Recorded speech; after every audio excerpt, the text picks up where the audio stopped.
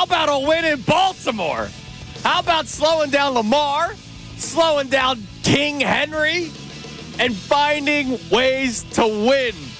There is only one question left when it comes to this Eagles team. Are they playing in Philly or Detroit on January 26th? It's Kincade and Salciunas on a Victory Monday, 97.5 The Fanatic. This is Kincade and Salciunas. Yesterday, the Eagles met the challenge and beat the Baltimore Ravens to improve their record to 10-2 and continue to strengthen their case as one of the best teams in the NFL. Now they head home on a high note and prepare to face the Carolina Panthers next Sunday. Kincade and Salciunas. John Kincade, Andrew Salciunas. 97.5 The Fanatic and 97.5thefanatic.com. Holy Lord. Good Monday morning. Victory Monday morning. I'm Andrew Salciunas alongside my man John Kincade. Johnny, hey. What did you say, Holy Lord? Holy Lord. Yeah, guess what? I second the motion. I mean, what is going on? They keep on winning football games. And again, in Baltimore yesterday, 24-19 is the final score because of a garbage touchdown at the end by Baltimore. That's the third. I think it's the third game in a row they've given up a garbage score. Yeah, late. because they take their foot off the gas pedal. When it comes to the defense at the end of the game, and just say score. Yeah, but we're gonna make you run the clock. Yeah, and they did that, and then obviously there's only 2 seconds left, and even if the Ravens did recover the onside kick, it's a Hail Mary down the field. The Eagles win 24-19 yesterday. The defense, once again, just completely dominant. And the Eagles offense didn't really have to do all that much. As much as we're excited this morning, how baffling is it to you that this defense, you said it again and you led with the right thing. And we'll get into all the Saquon love and everything. Oh, yeah. But this defense, this is as good as we've seen, arguably. This is as good. You guys are too young to remember the 91 defense. That's true. You've heard all about it. We did the article last week, Ruben Frank comparing the two. And I'm telling you right now, it's so comfortable watching this team play. And even early on, they struggled defensively. We'll get to the offensive struggles later. Mm-hmm. But the defense just, God, Vic Fangio, it's as if he says, all right, I'm going to do this. I'm going to see what you want to do. And then we're going to adjust, and we're just going to shut it down. And it is so much fun to watch. This team is just they're on a bender right now. Yeah. They are on a bender. And before anybody starts pointing out missed field goals by Justin Tucker, which, unbelievable that this guy just completely fell off. Yeah, he's missing field goals, but here's the thing. The Eagles aren't giving up touchdowns. Correct. Right? Like, I would rather that they weren't even letting them sniff the red zone. Exactly. So, you can't what even are you talking about? Oh, they got lucky because of Tucker missing field goals. Well, they're not letting teams get into the end zone, and that's priority number one when it comes to the defense. They let Tucker miss a 48-yarder and a 53 or 54-yarder? Something like that, I mean, the extra point. They weren't even sniffing the red zone. Right. After that first touchdown drive, which, by the way, was complete. I mean, honestly, the first drive to points was completely aided by, I don't know, putting Avonte Maddox on the field when you don't need to have him on the field. And then there was the big play breakdown where Zay Flowers finds a spot. And it's just a great play by it was a great play. One of the best offenses. I mean, John, during the broadcast yesterday, they were comparing them to the greatest show on turf. Which is stupid. Statistically, they can back it up. But, seriously. Bottom line, because they don't have Torrey Holt and Isaac Bruce. Exactly. I do like Zay Flowers. But I like Zay Flowers. Flowers and Bateman are not Holt and Bruce. But regardless, the numbers are there to back up their claim. And the Eagles held them to, we'll say 19 points. But let's face it, it was a garbage time touchdown at the end. It was a 24-12 victory. There were 3 replays in that game that honestly gave me that warm and fuzzy feeling that I used to feel as a kid. Watching like Catwoman on Batman. Nice. When I saw Quinyon Mitchell run stride for stride. Oh my God! With Zay Flowers. And this after he exited the game, his knees getting banged up, and I don't know what that was. I mean, did we ever get a real answer on what that was? No, but if you ever played basketball, the knee-to-knee contact. Right. I mean, and that could be a stinger for a few minutes, right? And then he comes back into the game. And he's going, like you said, he's going stride for stride with one of the faster receivers in the NFL. And it was like it was effortless. He was just, this is so exciting to watch. And I said it the other day before, it was if they won the Rams game, I said, okay, then you have no worries about them getting to the NFC title. You saw your secondary perform against top receivers. Right. When I saw that, you got plans for New Orleans? Because I think our boys have plans for New Orleans. So I really do. I meant what I said in the little teasing open there, that there's only one question left, and it's whether the NFC Championship game will be held in Philadelphia or Detroit, because the Eagles are still right behind the Lions with their 10-2 record. Lions obviously won on Thanksgiving; they're 11-1 technically. If you look at the schedule, if you look at the schedules down the road, the Eagles' schedule is lighter than what Detroit has to have. But obviously, things need to still go the way of the Eagles. They need, again, so everybody can just get this and start to consume it. Mm-hmm. Eagles must win out. Lions must lose twice. Right, for that to happen. So what I'm telling you is that, and I don't even care about it right now. After watching how Chicago went in there and played them to the last possession, after watching what last year in the playoffs Tampa Bay did to them, I'm not concerned that the Eagles could go in and play a great game. Right. So, but Detroit must lose twice. There's 5 games left. Clock's ticking on that, and the Eagles must win out. Could the Eagles win out? Absolutely. They could win out. Absolutely, they could. But if they're the 2 seed, I'm going to tell you why maybe you don't want it. But we'll get into that. All right. So our question number one at 610-632-0975 is how far you think this team's going. So, and I know that sounds like a very simple question to ask, but we're at that point, man. So last week, if you remember, after the Eagles beat the Rams, and I needed to see the secondary play well, and they did that, I said that they would be on the same tier as the Detroit Lions. They are on the same tier as the Detroit Lions.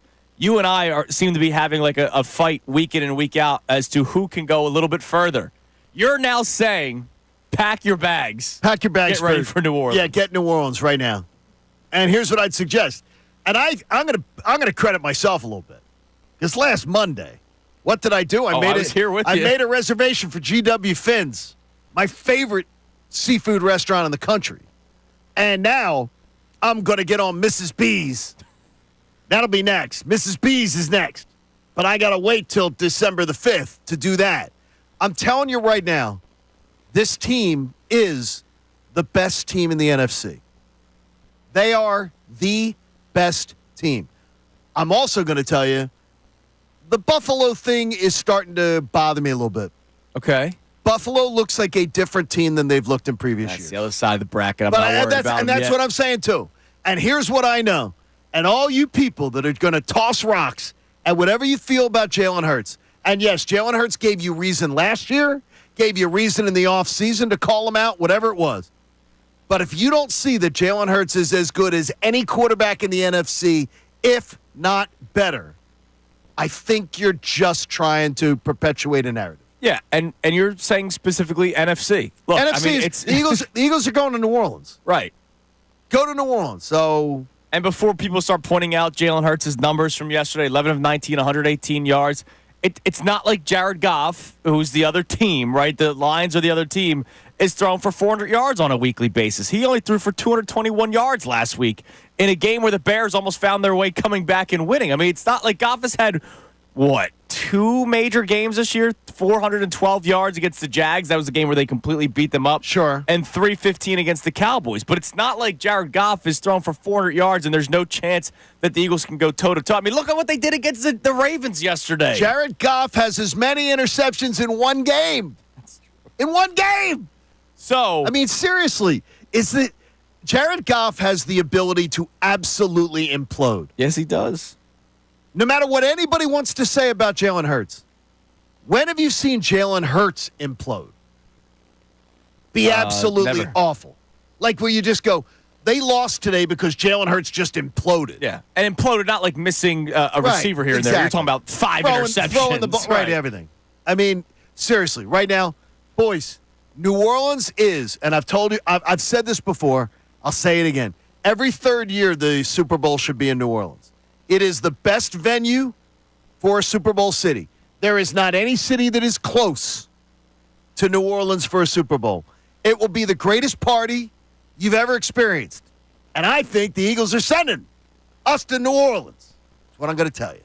I feel it. Do you have this energy that John has? How far is this team truly going in your mind? We'd love to hear from you. 610-632-0975. That's By the way, you question can number drive one. it, and you can drive it. You can drive New Orleans if you're an Eagles fan and you're thinking right now. You absolutely can drive it. It is not a problem. You would have no problem being able to make that trip. Oh, it sounds good. All right, question number 2. No, that doesn't mean I want to drive. But there you go. Question number 2. Obviously, for you to get to the Super Bowl NFC Championship game, you got to be a dangerous team, right? You can't just find your way in the NFC Championship game or find your way in the Super Bowl. So here's where we can put our football caps on for the rest of the day today. What makes this team so dangerous? Like, there's way more than one answer when it comes to this football team. And I have answers. John, I'm sure you have answers. Connor, I know you have answers. But I want to start off with Nick Sirianni and Jalen Hurts talking themselves before we start diving in deeper of what makes this team so dangerous. I want to first start with Nick Sirianni. And here he is talking about the Saquon Barkley touchdown. You mentioned it, that eventually we would get to Saquon Barkley. How about another day yesterday from your MVP candidate? 23 carries, 107 yards, and a touchdown. And, oh, by the way, a quiet 23-carry, 107-yard day. I think 45 at halftime. And then he just pops like off in the second half, including a big touchdown run. Here's Nick Sirianni talking about it. Unbelievable offensive line. I think week in and week out, you guys are able to see that, and especially our tackles, they're able to move. This is not it. If we could just pause that now. Nick Sirianni's a ventriloquist now. Sounds a lot like Saquon Barkley. Yeah, it does sound like Saquon. So, we're going to play you Nick Sirianni in a second on the touchdown run. And my point that I'm going to get to is the fact that this team can have a first half on the ground, 45 yards. And it's funny, they posted the graphic at one point. 4.5 yards per carry for Saquon, 4 yards per carry for Derrick Henry. Most teams would be thrilled by that. Absolutely. And the Eagles and Ravens are going, man, we're not getting enough on the ground today. And and the Eagles yesterday, the patience once again. And I don't know why they avoid the running game early. I just don't. I can't figure it out. But the entire city is screaming at their TV. Run the ball. Run the damn ball. Give it to Saquon, you idiots. And then they finally do it, and they turn out. I don't understand, again, why the scripted plays are the worst plays you see all day. Yeah. I still can't figure that part out. But they had such patience, and they kept, in the second half, in a tight, nail-biting game, they kept with the running game, and at that point, wised up. And that's what makes this team so dangerous. Here's Nick Sirianni talking about the touchdown run. What broke was we got through the interior of it with the way we blocked it. We had Jordan on that one pulling. He did a good job getting through. We sealed it off on the front side. And then you have two receivers. When plays break for big ones, there's receivers doing something. This was Jahan and Harris running off. When you run off, and now the running back can run to space instead of them getting a block there. So that's something we talk about a lot. So Paris and Jahan run off. Saquon can run away from the pursuit from the inside with his speed, and then those guys finish blocks over there. So that's just good team football. Really good job. Really proud of those guys. I always get excited when guys run off. That's something we always talk about, and it was cool to go congratulate. I got a little bit of a warning for going down too far, but when those guys make plays like that, of making plays, and Saquon's going to get all the credit for that play as he should, but it started with the offensive line and it finished with the receivers. So there's a reason why I wanted to play that clip, John. Okay, what was I know it? it's that's very X and O talk from Sirianni there, and It is. I understand. But first off, we're saying you heard the two names that he mentioned blocking, Jahan Dotson and Paris Campbell. and Paris. We're getting blocks, big blocks from your fourth and fifth guys. I can't even say fifth guy because Paris Campbell wasn't even on the team. He was a practice squad player that had to get called up because of the injury to Devontae Smith. So you're getting contributions from your fourth and, sixth or seventh wide receiver in Paris Campbell. You heard Nick Sirianni mention Saquon Barkley's speed. This is in the fourth quarter of the football game. This is when maybe guys are tired at this point. Nope. Saquon's a freaking machine that gets more and more energized as the game goes on. And you just hear him talking about the offensive line as well. That's what makes this team so dangerous. They are a perfect playoff team. That it doesn't matter if you're trying to control clock, you can do that. If your passing game isn't going very well at the beginning, you can run the football. Like, you see it all the time in football where there's a team that's built to throw the ball 50 times, and if the offense isn't moving, they have nothing else to turn to. If Paris Campbell and Jahan Dotson are doing those things right, here's who I'm going to give. Now, I'm going to give the credit to both of those gentlemen, too. But the real credit goes to Saquon Barkley and A.J. Brown. Because those two guys are two of your highest paid, two of your star guys, and they block all the time. Yeah. Saquon Barkley has no problem in pass protection, chipping somebody. A.J. Brown has no problem not being the feature of every single. It has been when you see your best players are willing to sacrifice and do all the blocking and all the dirty work, then that doesn't allow anybody on the roster to not give it their all. Right, absolutely. And not half-ass it. That is awesome, though. And it's awesome of Nick Sirianni to identify that. Oh, my God, And to take the time, because what do? You toss those guys a bone, and then the next time they're going to make sure they're going to do every thing that they can. Yeah, and speaking of Sirianni, that's coached. Those That things, is absolutely coached. And you know he's a detailed guy. I know we make fun of Nick Sirianni a lot, but he does detail a lot of his practices. And because they're wearing pads in practice throughout the week now, somebody else mentioned it yesterday. I think it might have been Mekhi Becton. I forget who. Somebody talked about how they're wearing pads throughout the week now in practice, whereas that's something they did not do last year. You know, Sirianni's coaching this kind of stuff. He's coaching blocking by the wide receivers. He was a former wide receivers coach, so I imagine that maybe that's a focus of his. And a wide receiver. And a wide receiver of at Mount course. Union. He'd tell you that. But it's something that they have to focus on because of how prolific this running attack is. Now, that's the offensive side of the ball. What makes this team so dangerous? Well, the defense, obviously. Here's Nick Sirianni talking about that. Tough, physical. We showed some clips of us against Derrick Henry in 2022 because obviously he's a big-time player with a great offensive line. And he had some good runs, there's no doubt. You know, we just kept coming and were resilient. Effort to the football. They were very determined to show how physical we were. You could see Chauncey coming up and laying some hits on there that were really finishing off hits legally. You know, we got good pressure, and obviously Lamar is such a good football player, was able to get out of some things, but we had consistent pressure against a good offensive line with our defensive line. And so it was muddy. We forced them to go the long way. And they had some explosives, and that's going to happen against a good team, and especially against a quarterback like Lamar. Made them go the long way, which was huge. And so that's what you saw there with our defense today.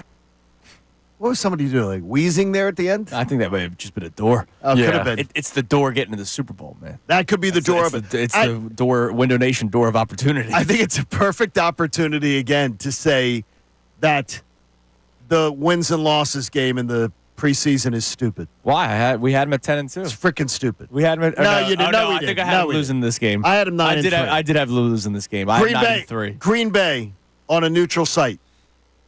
You didn't have.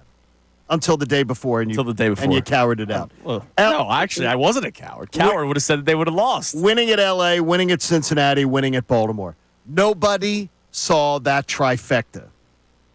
Winning the Baltimore game, winning the Cincinnati game, winning the L.A. game, all three of them on the road. Nobody would have said that in the summer, playing the stupid one-loss game.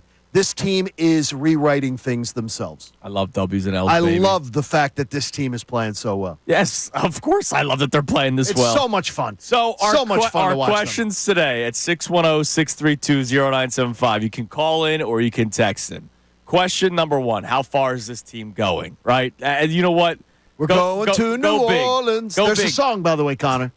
We're going to New Orleans. We'll get there. That's the song, baby. Say that the Eagles are going to win 40-0 in the Super Bowl. Go that far. I don't care how far. You're allowed. We did Chest Day Tuesday last week. This is a chest week. Get chesty. Don't be a coward. I can already hear the cowardly voice. What was that? What do you mean we'll get there when we get there? Come on, dude. That's terrible. Live a little. My God, they just went into Baltimore and it just beat the doors off on both sides of the ball. Okay, and I'll tell you, live in the moment a little. Enjoy what this team is doing right now. Yes, and what this team is doing right now is saying, we're going to the Super Bowl, baby. I want to watch this run. I don't want to fast forward to New Orleans. I want to watch this run. Nobody's fast forwarding. We got plane tickets and dinner reservations being booked. Nobody's fast forwarding. Nobody's fast forwarding. You're allowed to look ahead in life. You're allowed to look forward to but you things. got to enjoy what's going on right now. Sometimes looking We are forward enjoying it. Everybody's enjoying it. Looking forward to things helps me get through today. And enjoying what you're seeing right now is the reason that you would be chesty. John, you and I are the same. We always need to have something booked down the road. Like you got a trip in March. I got a trip in March. I need that trip to look forward to. That doesn't mean I'm not enjoying the here and now, but I'm looking forward to the future as well. I don't know where I'm supposed to be at 1 p.m. today. I'm different, okay? Well, that's on you. You are different. So I'm going to give you that. don't try to bring us down. I'm Don't try I'm to giving slow you us another down. perspective. I'm not bringing you down at all. This team is stacked. Your perspective sucks. I'm telling you right That's now. I don't thoughtful. like his Birds. perspective. Go Birds. Don't like Connor's perspective. All right, coming up Or next. his tone. Coming up next, there is more that makes this team dangerous. We will get some answers from John and Connor. And how about one of the things that makes you dangerous is buying in. Jalen Hurts has become a great game manager. And that is not a negative before somebody cries. That is a positive. Hear from Sirianni and Hurts himself on that title next. It is Kincade and Salciunas on a Victory Monday. No bad tones today, Johnny. None. 97.5 The Fanatic. Fanatic Sports Update. The Eagles keep rolling. I'm Connor Thomas, and this update is brought to you by Ace Hardware Home Services. Got a leaky pipe, having issues with your heat? Well, at Ace Hardware Home Services, they're around the block with everything you need to fix it. Go ahead and check them out. They got the pros to keep your home humming all year long. Ace Hardware Home Services. The Eagles have won their 8th straight football game, taking down the Ravens 24-19 down in Baltimore. Saquon Barkley cleared the 100-yard mark once again, rushing for 107 and a touchdown in the game. Now, a big part of the game, Justin Tucker missed 3 field goals for the Ravens. That was a huge difference in that final score, but the defense played well. Nick Sirianni talked about, well, everything that the Eagles did well when they took that win yesterday. We're resilient, effort to the football. They were very determined to show how physical we were. You know, we got good pressure, and obviously Lamar is such a good football player. And so it was muddy. We forced them to go the long way. They did force them to go the long way, and they've been doing that to a lot of teams lately. At 10-2, the Eagles are on a complete tear right now as they get ready to come back home to the Link to take on the Panthers next weekend. The Sixers and Flyers both found wins over the weekend. The Sixers beat the Pistons 111-96 up in Detroit, and the Flyers beat the Blues 3-2 in overtime at the Wells Fargo Center. Matvei Michkov, another overtime game winner. That kid's ridiculous. Both of those teams off tonight, so you get a night to enjoy that Eagles win. Andrew DeCecco of Inside the Birds will join us coming up at 8:10 a.m. I'm Connor Thomas for the home of the 76ers and Flyers, 97.5 The Fanatic and 97.5thefanatic.com. Now is the time to become a Fanatic MVP.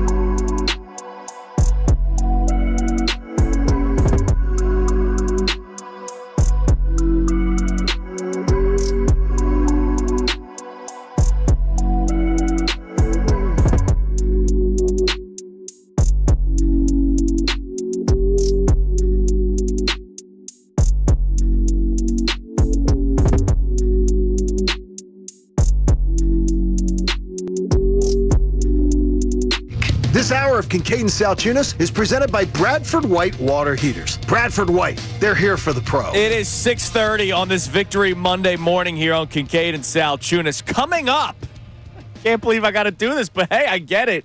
Coming up around 6:47, we are going to highlight a play that happened yesterday. It was such a big play, such a big moment, that I wanted to focus on it for a few minutes and not just kind of throw it out there in the open when we were talking about the Eagles' win. But we, John, apparently have gotten loads of texts already about people wanting to hear about the Cooper DeJean tackle Are there people on Derrick out there Henry. doing the milk the cow? Are they doing it? Milk the cow. That's the new dance in the streets. That Johnny. is. It is the Cooper I don't DeJean. think so. Probably not. Cooper DeJean, milk the cow. But don't worry. We are. I literally, if you guys need evidence, I have it on the show It's sheet the here. truth. 6:47. I wrote DeJean did what? So we will talk about it. We will focus on it because my God, was that an incredible moment in the game yesterday, and a moment that I never thought I'd see. If I'm being honest with you, how patient. And it's just unbelievable. it's so unbelievable. So much to celebrate. Isn't it great when Cooper DeJean's play can go to that level? Yes. Like, that we have other things we got to talk about first. And by the way, too, a buddy of mine saying I'm very proud of you that Nick Sirianni is getting lots of love. He deserves it. Because he goes, you guys loved to lead when he was screwing up. Yes. He goes, but you guys are leading when he's doing stuff right. And that's the way it works. But let me talk to That's that the way real it quick. works. Why did we lead with Nick Sirianni stuff? Why did we lead with Jalen Hurts early on in the season? This team is built to win. A Super Bowl. A Super Bowl, not built to win the division. Right. Obviously, yes, that's one of the things. But this team is built to win the Super Bowl. So you hold them to a higher standard. You criticize them when certain things happen. Yes. We had topics on whether or not you could win a Super Bowl in spite of your head coach. Why? Because we're talking Super Bowl, NFC Championship game expectations. We all had 12 wins as our preseason total, and they could go past that and win 13, they're gonna if go not past 14 games. So why were we critical of Sirianni and Hurts at times? Because we were supposed to They be. earned it. And by the way, too, Nick Sirianni and Jalen Hurts both conducted themselves a little bit immature and stupid. And what did they do? And they fixed it. And they fixed it. Yes. And then we applaud them for that. Yes. That's how it works. Have you heard Sirianni's slander on this show since the Jacksonville game? No. Why is that? Not since the since The Jacksonville game. And why is that? Because he hasn't done anything bad since that Jacksonville game. Honestly. It's unbelievable. So when credit where credit is due, that Correct. is a way that people should go about life. All right. What is something that makes this team so dangerous in your mind, John? Your eyes. Diversity. Yes. That's the number one thing, is that I do believe they could win passing all over an opponent. Many opponents. Not every game, but I believe the diversity of attack is something that just makes them so dangerous. Yeah. And the diversity of their defense, too, is amazing. And the fact that they can shut down your running game, they shut down your passing game Do now everything. routinely. Yeah. It's almost gotten to the point where I assume that nobody's going to be able to pass all over them. And early on yesterday, it looked shaky. It really did. The pass defense looked shaky.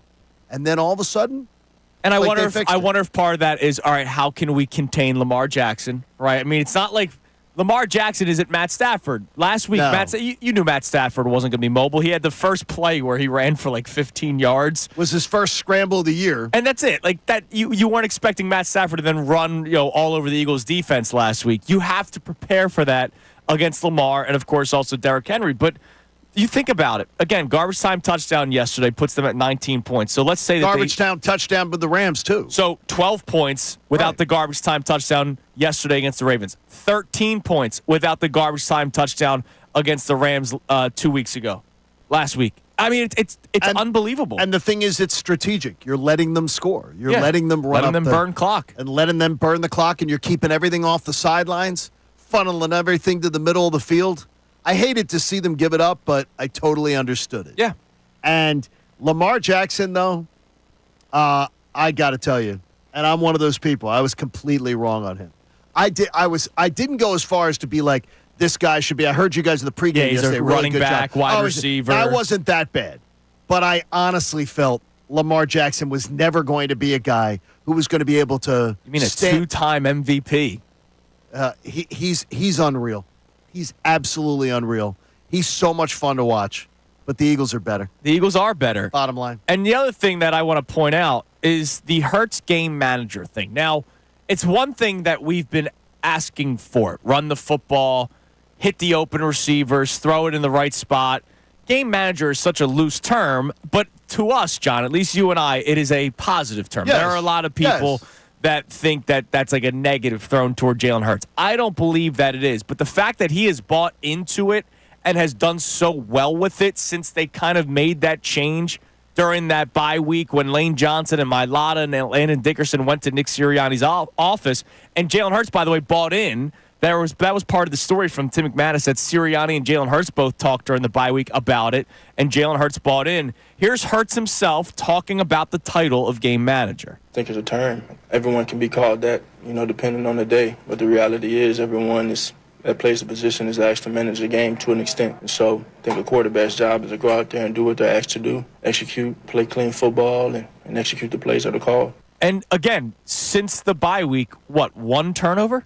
One interception. He had one fumble, one interception. It was the Dallas game, and it was a play that nobody should take issue with, that he threw the ball and tried to put it into that was window. A hell of a play by Diggs. It was a great play. But then the more eye-popping stat, I think it's only been, 2 or 3 turnover-worthy plays since the bye week. Think about that. Turnover-worthy plays happen all the time. You get lucky that a defender drops the interception or something. Did you see any yesterday? Because I did not. Again, that's in my notes from yesterday. I saw there was no play where I'm like, Jalen, no, what are you doing? He managed the game well. And that's a positive, especially when you have this team around him.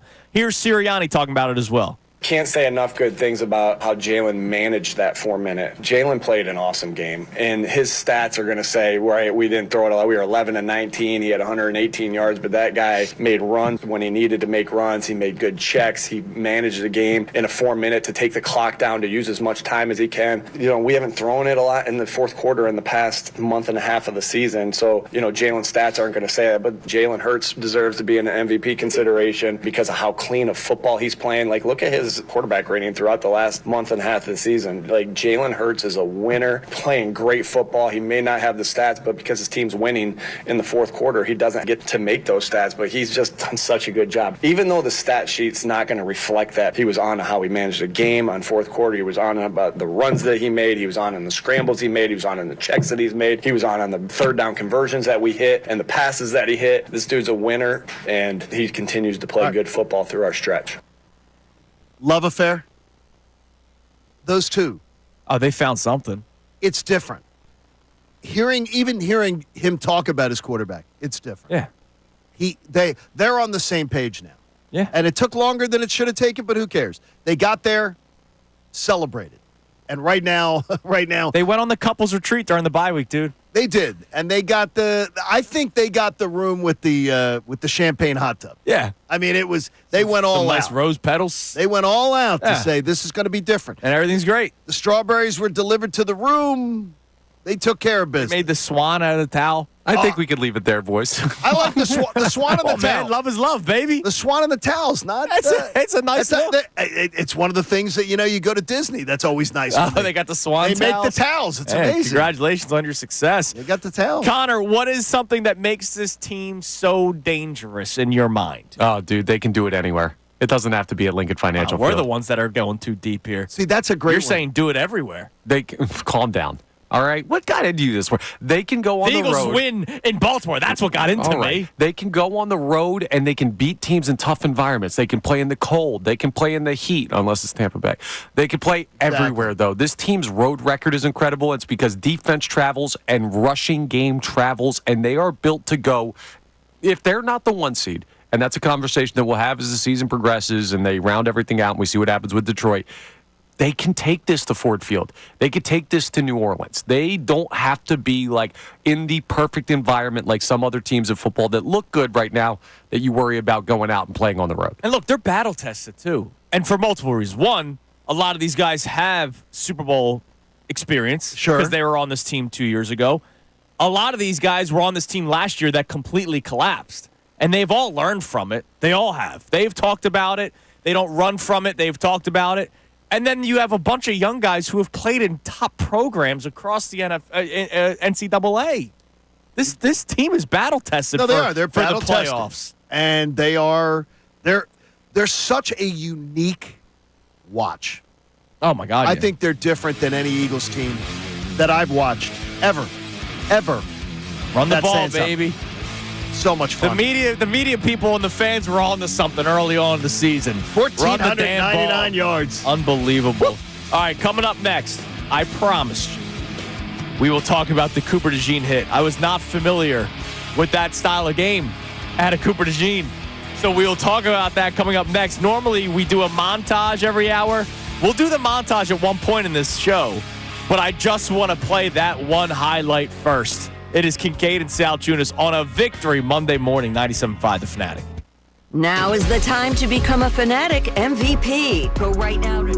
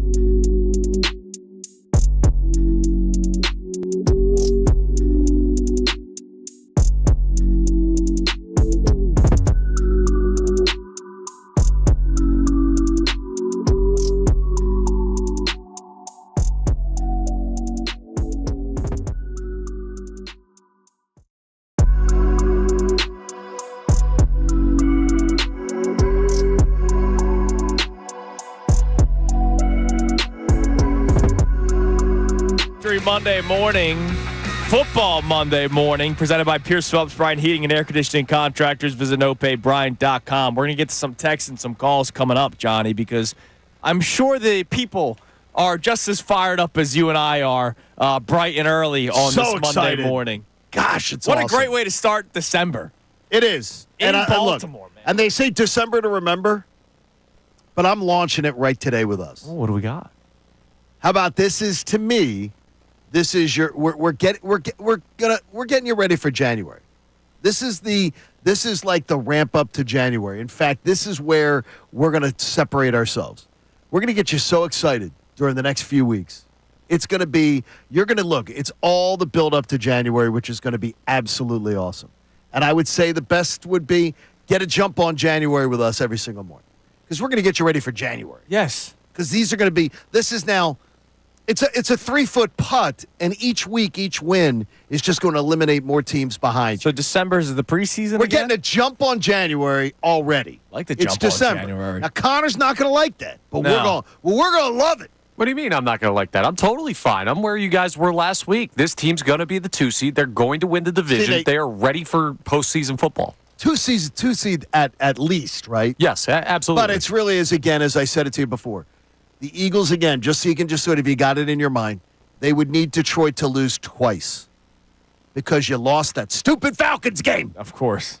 Well, Because that stupid decision you made. whether it's in Philly or it's in Detroit, I'm get not concerned. This team can win anywhere. All This right. team can win anywhere. So before we get to our texts and our calls, people were asking for it, why we have not focused on the DeJean tackle and Derrick Henry. We literally made a point to focus on it during a segment. So without further ado, here's how it sounded yesterday on CBS when DeJean did something that I did not know was a part of his game, and that was just leveling King Henry of all people when Derrick Henry actually had the opportunity to go downhill Yes. because he already had the ball in his hands on the catch, but DeJean was there. A little rocket. Take a listen. 3rd and 11. Nothing to work with there as he's pile-driven into the ground by the rookie Cooper DeJean. The Eagle bench is going ballistic over that play by the rookie against Derrick Henry of all people. Is he a rookie? He's a rookie. Can I double check that? He's a rookie who also missed preseason training camp and the first 4 weeks of the Can season. I check that? I'm not sure he's a rookie. I'll tell you what he's not. What? DeJean is not a safety. So you're not just checking if he's a rookie or not. You're checking if he's like 20 years old yet or not. I gotta he looks tell like ya. he's 16 still. It is so ridiculous. And I can attest that our daughter was home, and many of the young girls in Philly are all obsessed with Cooper DeJean. Good for him. I'm obsessed with him as a football We're player. obsessed, and we're grown men. He's unbelievable. All right, let's go to the phones and our text messages as well. By the way, I loved how loud the Eagles fans were. I was surprised awesome. by that. During the pregame show, I was talking about how it'll be a different environment than L.A. because L.A., there's no real Rams fans in L.A., so the Eagles fans were easily able to gobble up tickets. Baltimore usually packed with Ravens fans. Yes. Dude, it was loud. Again, was you very heard loud. that Coop audibly. There was an Eagles chant in the first half of the game yesterday. I'm like, whoa, wait a minute. I think Philly How many Sports Eagles fans Trips are made there? some noise yesterday. Damn right they did. Our man I heard Vince. E-Rock at one point. I could hear E-Rock's voice. I could hear Jamie, the Philly sports guy. Yes. I could hear his voice. There were like individual voices I was even picking up. They were there, man. It was I think Vince unbelievable. Rizzuto, I heard him guzzling a beer at one point. Let's go to Dom in Jersey. What's up, Dom? Yo, gentlemen, are we ready? I love this, Dom. Love this energy. Laissez Bolton roulette. I can smell the beignets and taste the hand grenade. Oh, I love that. Now, the hand grenades are very dangerous. Has Andrew ever had a hand I've grenade? never had a hand grenade, but Dom, I'll have one with you in New Orleans. Dom, How's that sound? Dom, they're dangerous. Watch these Yes, kids. they are. I'm not. Now, see, I'm going to introduce him to the Hurricane. Yes. He hasn't had his first Hurricane. Why not? Why not both? Well, guess what? Then you might not make show Double call. fisted, baby. Double fisted. The guy is drunk, but there he goes. It's the best venue for a big game, is it not? I was there in July with my wife for the 3rd time. It's a venue of none other for every every situation possible. You take a I told my cab. wife- You take a cab. You get to your hotel. You unpack, and then you just walk, wander, stumble everywhere you can go. Exactly. And you're not going just for a vacation. You're going for the Super Bowl. Is that correct? I'm ready for the Super Bowl. I told my wife in July when we were there that we're coming back for the Super Bowl. I just love told her that. 2 weeks ago, start planning the trip. You can go where you want to go, but I'm going to be front and center. That is awesome. Dom, you're the man. I love We the appreciate energy. it. That's love the energy. That's a great call to start the show today, man. Love the energy and love the positivity of it. All right, what do we have on the text line? Because I want to hear the texts as well. We'll get to calls all day today. They won't bring the energy Dom brings. Yeah, I mean, well, unless Connor does it, because Connor's the one that's reading them, so I don't know if he can match Dom's energy or not. Dom's like out of the WWE. All right, our first text. What's different this year over... No, I'm just going to read them. What's different this year over last year? Saquon, obviously, both coordinators. Young secondary is amazing. Hardly ever need to go for it on fourth down, and no turnovers. That's why this team is where they are. And that's post-bye week, man. Post-bye week, they changed the direction of this offense. And that's where a big credit to the coaching staff, but to Jalen Hurts. Yeah. Jalen Hurts has been, and it's not a slam, he has been a perfect game manager. Well, and I still remember, was Sanchez on was that the Browns game Mark where Mark Sanchez. Sanchez was on the call? And he said he's just got to make the throws, because there were times where Devontae Smith was wide open, Dallas Goedert was wide open, and Jalen Hurts did not look his way, or maybe he did look his way, but did not pull the trigger, then all of a sudden took a sack or forced it somewhere else. Since that game, he's not. If he sees an open receiver, he's going to him. And pretty well sourced. I was told yesterday that if that game had been a 1 o'clock game in the sunshine, 20 degrees warmer, you had like a balmy December day. Oh, what, yesterday's game? You would have seen Devontae Smith in the game. Yeah. That they made the decision to say, let's not push it. Let's think long-term, big picture. And they survived. And he should be back Sunday, no problem. I love that. All right, coming up next, we continue talking about the Philadelphia Eagles' win over the Ravens and the Philadelphia Eagles' path to New Orleans. All show today. You can climb in at 610-632-0975. We reset the show. And this defense, why can this defense win a Super Bowl? John, you touched on it last segment. We'll expand on it coming up around 7:10. They can do it all. It's Kincade and Salciunas on a Victory Monday morning, a highly spirited Monday morning here on 97.5 The Fanatic. Fanatic Sports Update. 8 straight for the Birds. I'm Connor Thomas, and this update is brought to you by Bradford White Water Heaters. When you need a new water heater, choose one that's built to be the best. Choose Bradford White. The Eagles have won their 8th straight football game, taking down the Ravens 24-19 down in Baltimore. This is getting ridiculous, folks. Speaking of ridiculous, Saquon Barkley took another step towards MVP consideration yesterday. He cleared the 100-yard mark on the ground once again, rushed for 107 and a touchdown. Now, what did help the Eagles is Justin Tucker missing 3 field goals for Baltimore. That made a huge difference in the game, especially with where the final score ended up. But Nick Sirianni, well, he talked about the Eagles' defense and the work that they did to force the Ravens to field goals and just the work they did in general. We're resilient effort to the football. They were very determined to show how physical we were. You know, we got good pressure, and obviously Lamar is such a good football player. And so it was muddy. We forced them to go the long way. They certainly did. And now the Eagles have the short way to go to finding their playoff seeding at 10-2. They're on a complete tear right now and ready to head back to the Link to take on the Carolina Panthers next weekend. The Sixers and Flyers both found wins over the weekend. Sixers took down the Pistons 111-96 up in the Motor City. The Flyers beat the Blues 3-2 in overtime at the Wells Fargo Center. And of course, who had the overtime winner? It's Matt Bay Beach Ball. Seems like it's always him. Both those teams are off tonight, so you get a night off to enjoy the Eagles win. Andrew Duchecko will join us coming up at 8:10. I'm Connor Thomas for the home of the 76ers and Flyers.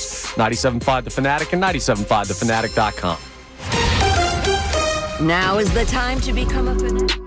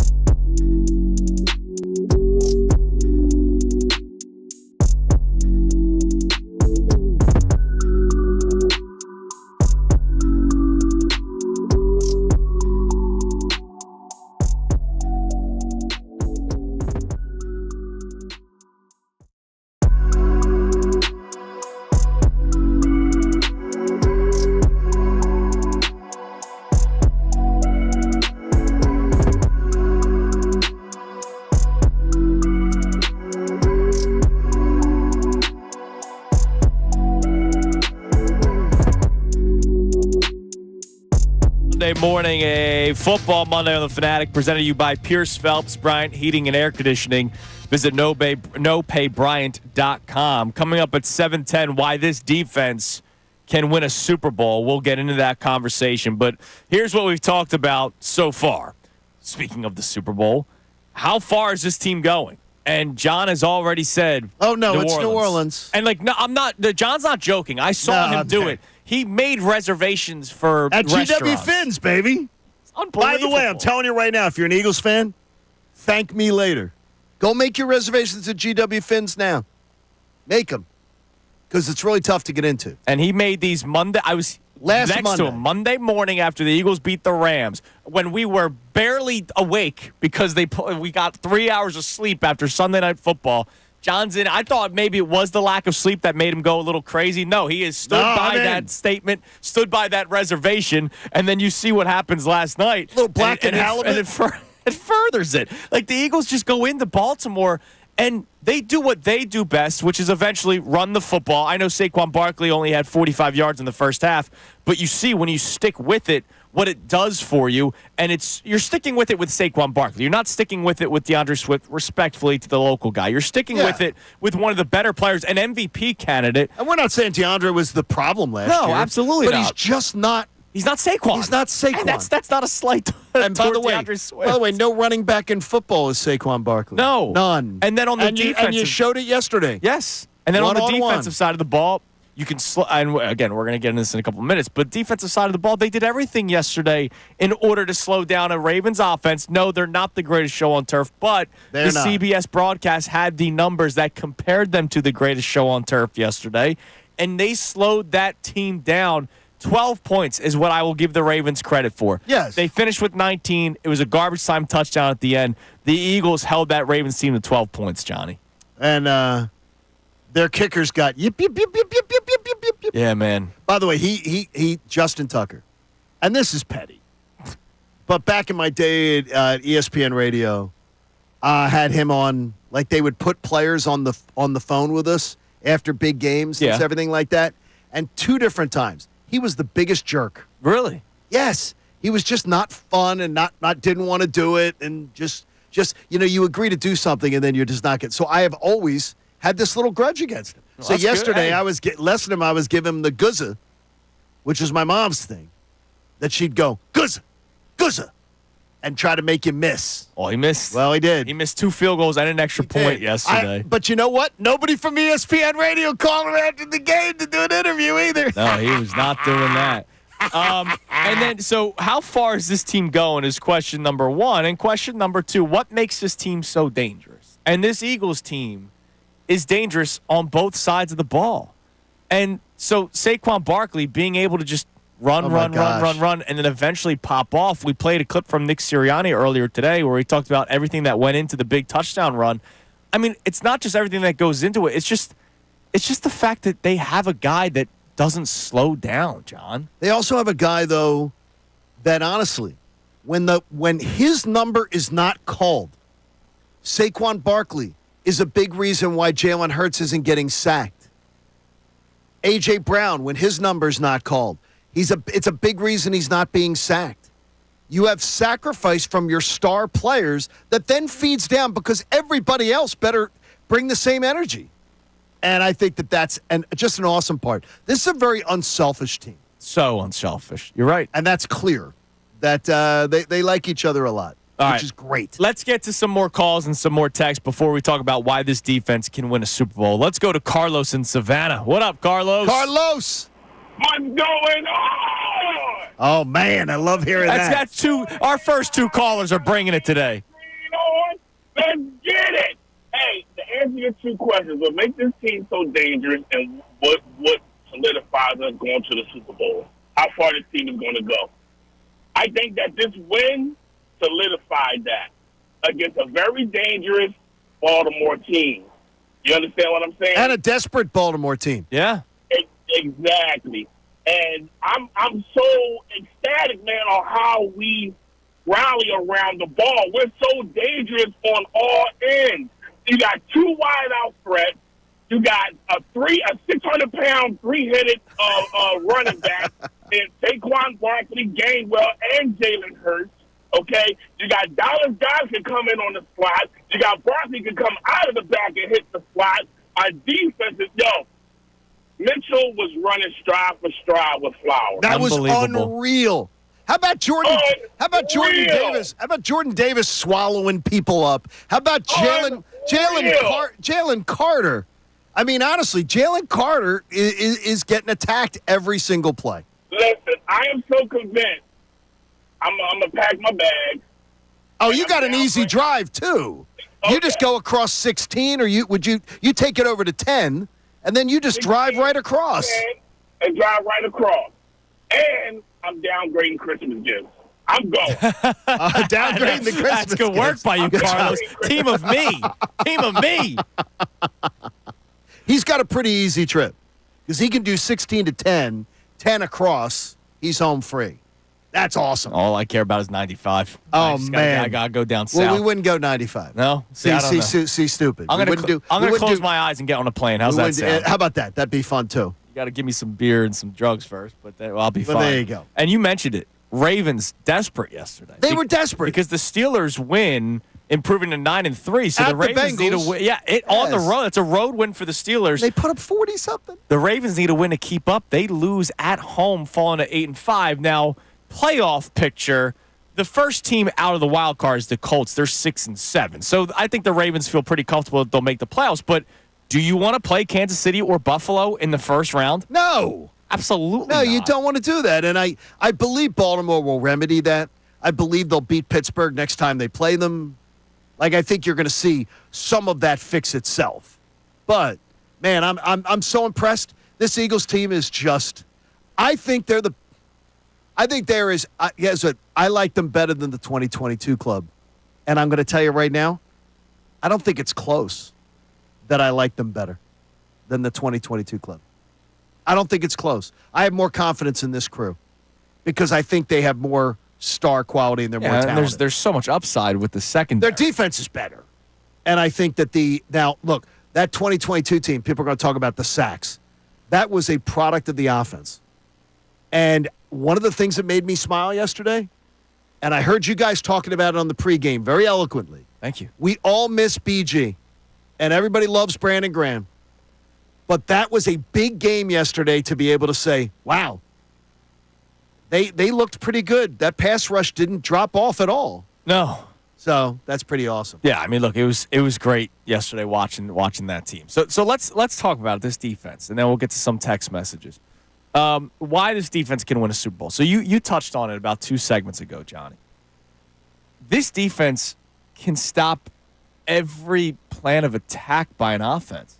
Yeah, what are you going to try to do as you bring that up? What are you going to try to do to stop the Eagles? So we watched yesterday a mobile quarterback not really go crazy on with his legs until that final drive where he runs for 40, 50 yards. But again, garbage time. He kept a lot of. What's funny is you kept him in check, but he still made 2 or 3 amazing throws. Yes, he did. Where you chase him around for 9 seconds. That first one of Zay Flowers was unreal.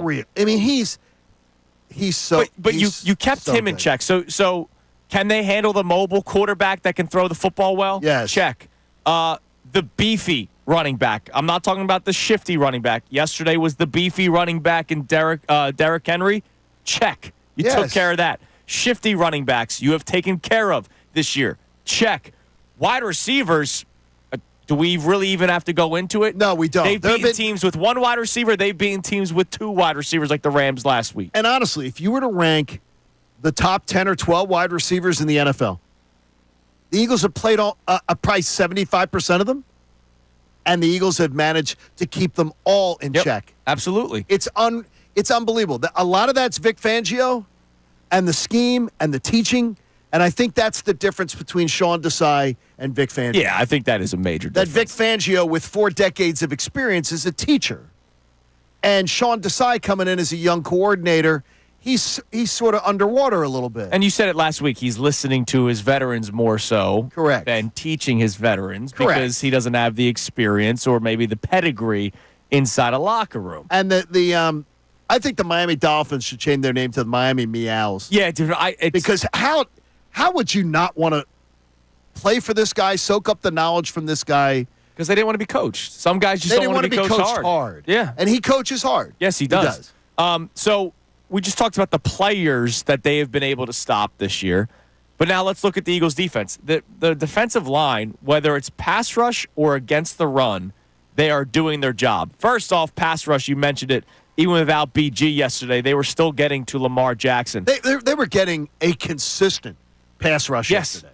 And then on the ground, Jalen Carter, amazing. Jordan Davis yesterday was a machine. Jordan Davis, there was a play, you and I were talking about this before the show, where he just completely busts through the line of scrimmage and wraps up Derrick Henry. And then when they showed the two of them after the play standing next to each other, it's a reminder that just how big of a man Jordan Davis is. Because Derrick Henry normally makes people look small. Jordan Davis made Derrick Henry look small when they were next to each other. And it was weird yesterday, pregame and then right towards the start of the contest. Our buddy Dan Baxter, we appreciate Dan listening and everything. I was getting in a back and forth with him. He's like, with the disappointment in Jordan Davis. I said, where are you getting that the Eagles are disappointed in Jordan Davis? Who is spreading this nonsense? Because I'm telling you right now, I've talked to enough people around the Eagles. They're not disappointed in Jordan Davis. Do they wish that maybe he was more of a player that could stay on the field longer and be more multidimensional? Absolutely. And that's fair critique. But Jordan Davis is a freaking monster. When it comes to his expertise, what they have him doing, he's freaking amazing. He's unbelievable. And if you want to know why so many other guys are eating, it's because of Jalen Carter and Jordan Davis. Yeah. It's because of those two dogs. And people are like, yeah, well, they haven't even tried to extend Jordan Davis.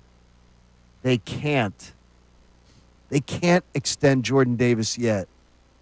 My God. People are using that as a slam against him. It's like, well, why haven't they extended him? Because they can't. Seriously, stop with the nonsense. Whoever is talking the ish on Jordan Davis, all I'm just going to say to you is no one around the Eagles is having this conversation. You're having it in your head. That's all you're having. By the way, you mentioned Jalen Carter. Oh, my gosh. That play where they tried running the jet sweep with Zay Flowers, and Jalen Carter just basically pushes off the guy that's trying to block him like a gnat and just tackles Zay Flowers right away for a loss of like 4 yards. He's jetted through there. And nothing. And Nakobe?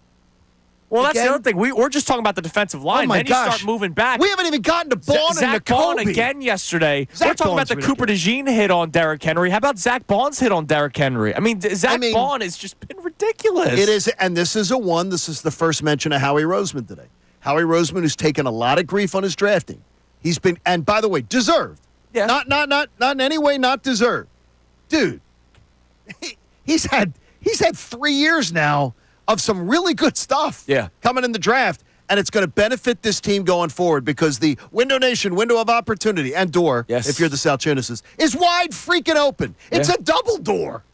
It can be the double doors. They got them at Window Nation. They do. And then you move on to the secondary. I mean, we've already talked glowingly about Mitchell and DeJean, but how about yesterday, without Darius Slay, Isaiah Rodgers as a starter played good football yesterday. He absolutely did. How do you know? Not one betting joke. That's how you know. That's good work. Not one betting joke. And they keep on finding. They're resilient, right?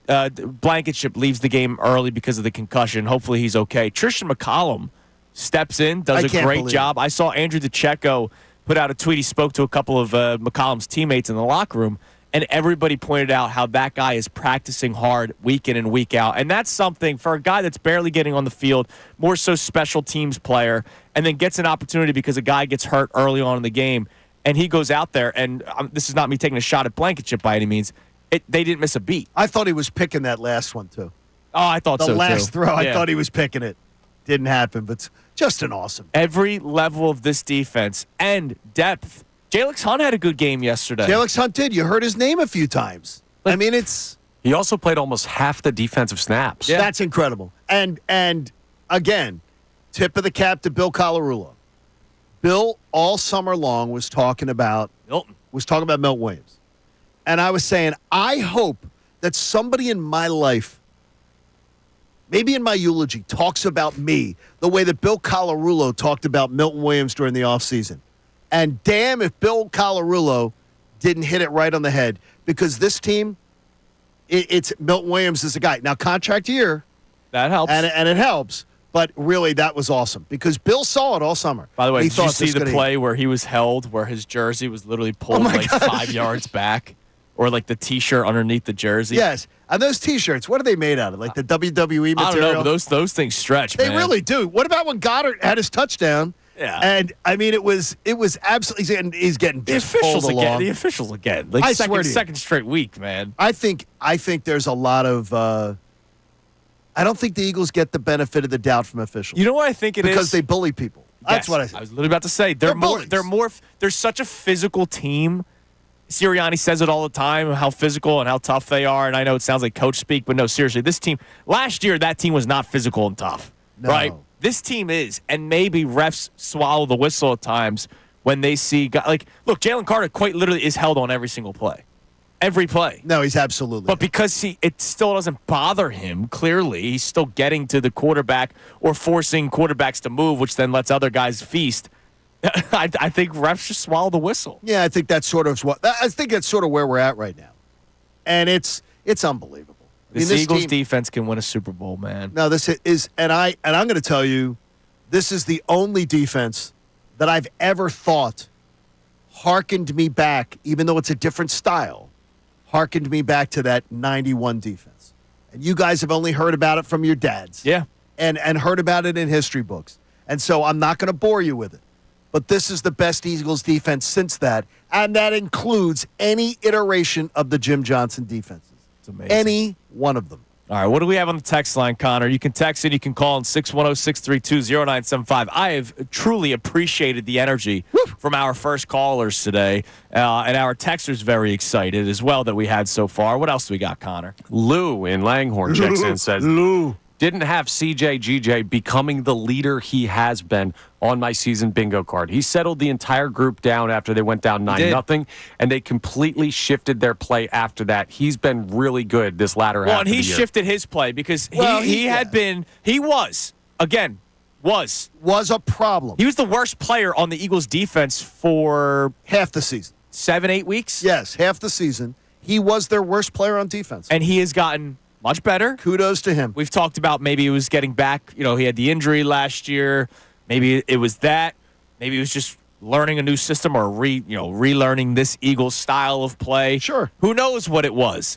But Chauncey Gardner-Johnson has turned his play since that Cowboys game. That's when you saw him make that interception, and he's just been the player that you were expecting when they first brought him back. And to that text and to that point, Connor, you can see the respect that he had of his teammates because every one of them dead straight looking Eyes right on at him. I've seen guys go on those sideline tantrums and then watched players looking away. Yeah, players take a sort look of at this guy. Everybody, every head was pointed right to him, and that tells you the kind of respect that he has amongst his teammates. Look, and by the way, too, that's great too that the coaches let the players police themselves. Absolutely, that's awesome. And not to harken back on last year, but it shows again that you missed them. Like I go back to that Niners game, which is around this time last year. It was yesterday. Oh, yesterday was the anniversary. Yeah, it was yesterday. It was that week. It was the 12th. Look, they were 10-2 after that game. I don't think we have to celebrate that anniversary. But when they walked through, when the Niners walked onto the field and walked through the defensive back drills and pushed James Bradbury, and the Eagles did nothing about it. Chauncey Gardner-Johnson would not have allowed that to fly. No. You missed that mentality last year. I remember that was the game that Big Dom made it all about himself. Right. I don't know if I'd go that far. Is it that game? You don't? It was the San Fran game. No, I know. Just that game. Really? I mean, seriously? It's like I can't not spot him on TV. Hey, man. The team went downhill after he was put on the sideline. No headset for Big Dom yesterday. He may have been demoted. Yesterday, though, there's a big play on the field. And I swear to you, you can look at the video yourself. Big Dom's like one of the first people in on it. I'm like, come on, dude. The hype man. I thought your job was to look after Nick Sirianni. Come on, let Big Dom have his day. It's all right. Stop. We don't have to let him have his day. Stop. We don't. Everything's good we don't. right now. Don't go after Big Dom today. We don't. All right, coming up next, I want to go through all the concerns that we had before the season started. Yep. Pre-buy and post-buy. Have all those concerns been addressed? Believe it or not, this segment was planned, and less than 10 minutes ago, we got a tweet from somebody who is still not in. Come on, man. It's Kincade and Salciunas, 97.5 The Fanatic. Fanatic Sports Update. Another big day for Barkley. I'm Connor Thomas, and this update is brought to you by AAA Car Care. Save up to $30 on auto repair with their AAA Triple Play. Only at AAA Car Care Centers. Offer valid through December 31st. Details at AAA.com/mycar. Saquon Barkley had another great game for the Eagles yesterday as he continues to make his case for MVP of the NFL. Now, the Birds, well, they're making it easy for him. They won 8 straight games. They took down the Ravens 24-19 down in Baltimore, but Saquon Barkley was once again over the 100-yard mark. He rushed for 107 yards and a touchdown. The defense did an outstanding job for the Eagles, holding to the Ravens to 12 points outside of a garbage time score with like 3 seconds left.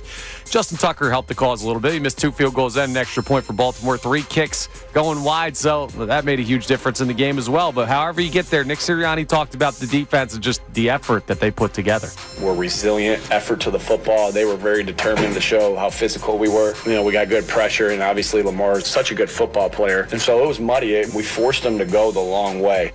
At 10-2, well, the Eagles have a short way to go to getting their playoff seeding. They're heading down the home stretch, and they'll come back to the Link to take on the Panthers this coming weekend. The Sixers and Flyers both found wins over the weekend. Sixers beat the Pistons 111-96. Flyers beat the Blues in overtime. Michkov, another game winner. They're both off tonight. Andrew DeCecco joins us at 8:10. I'm Connor Thomas for 97.5 The Fanatic and 97.5thefanatic.com. Now is the time to be...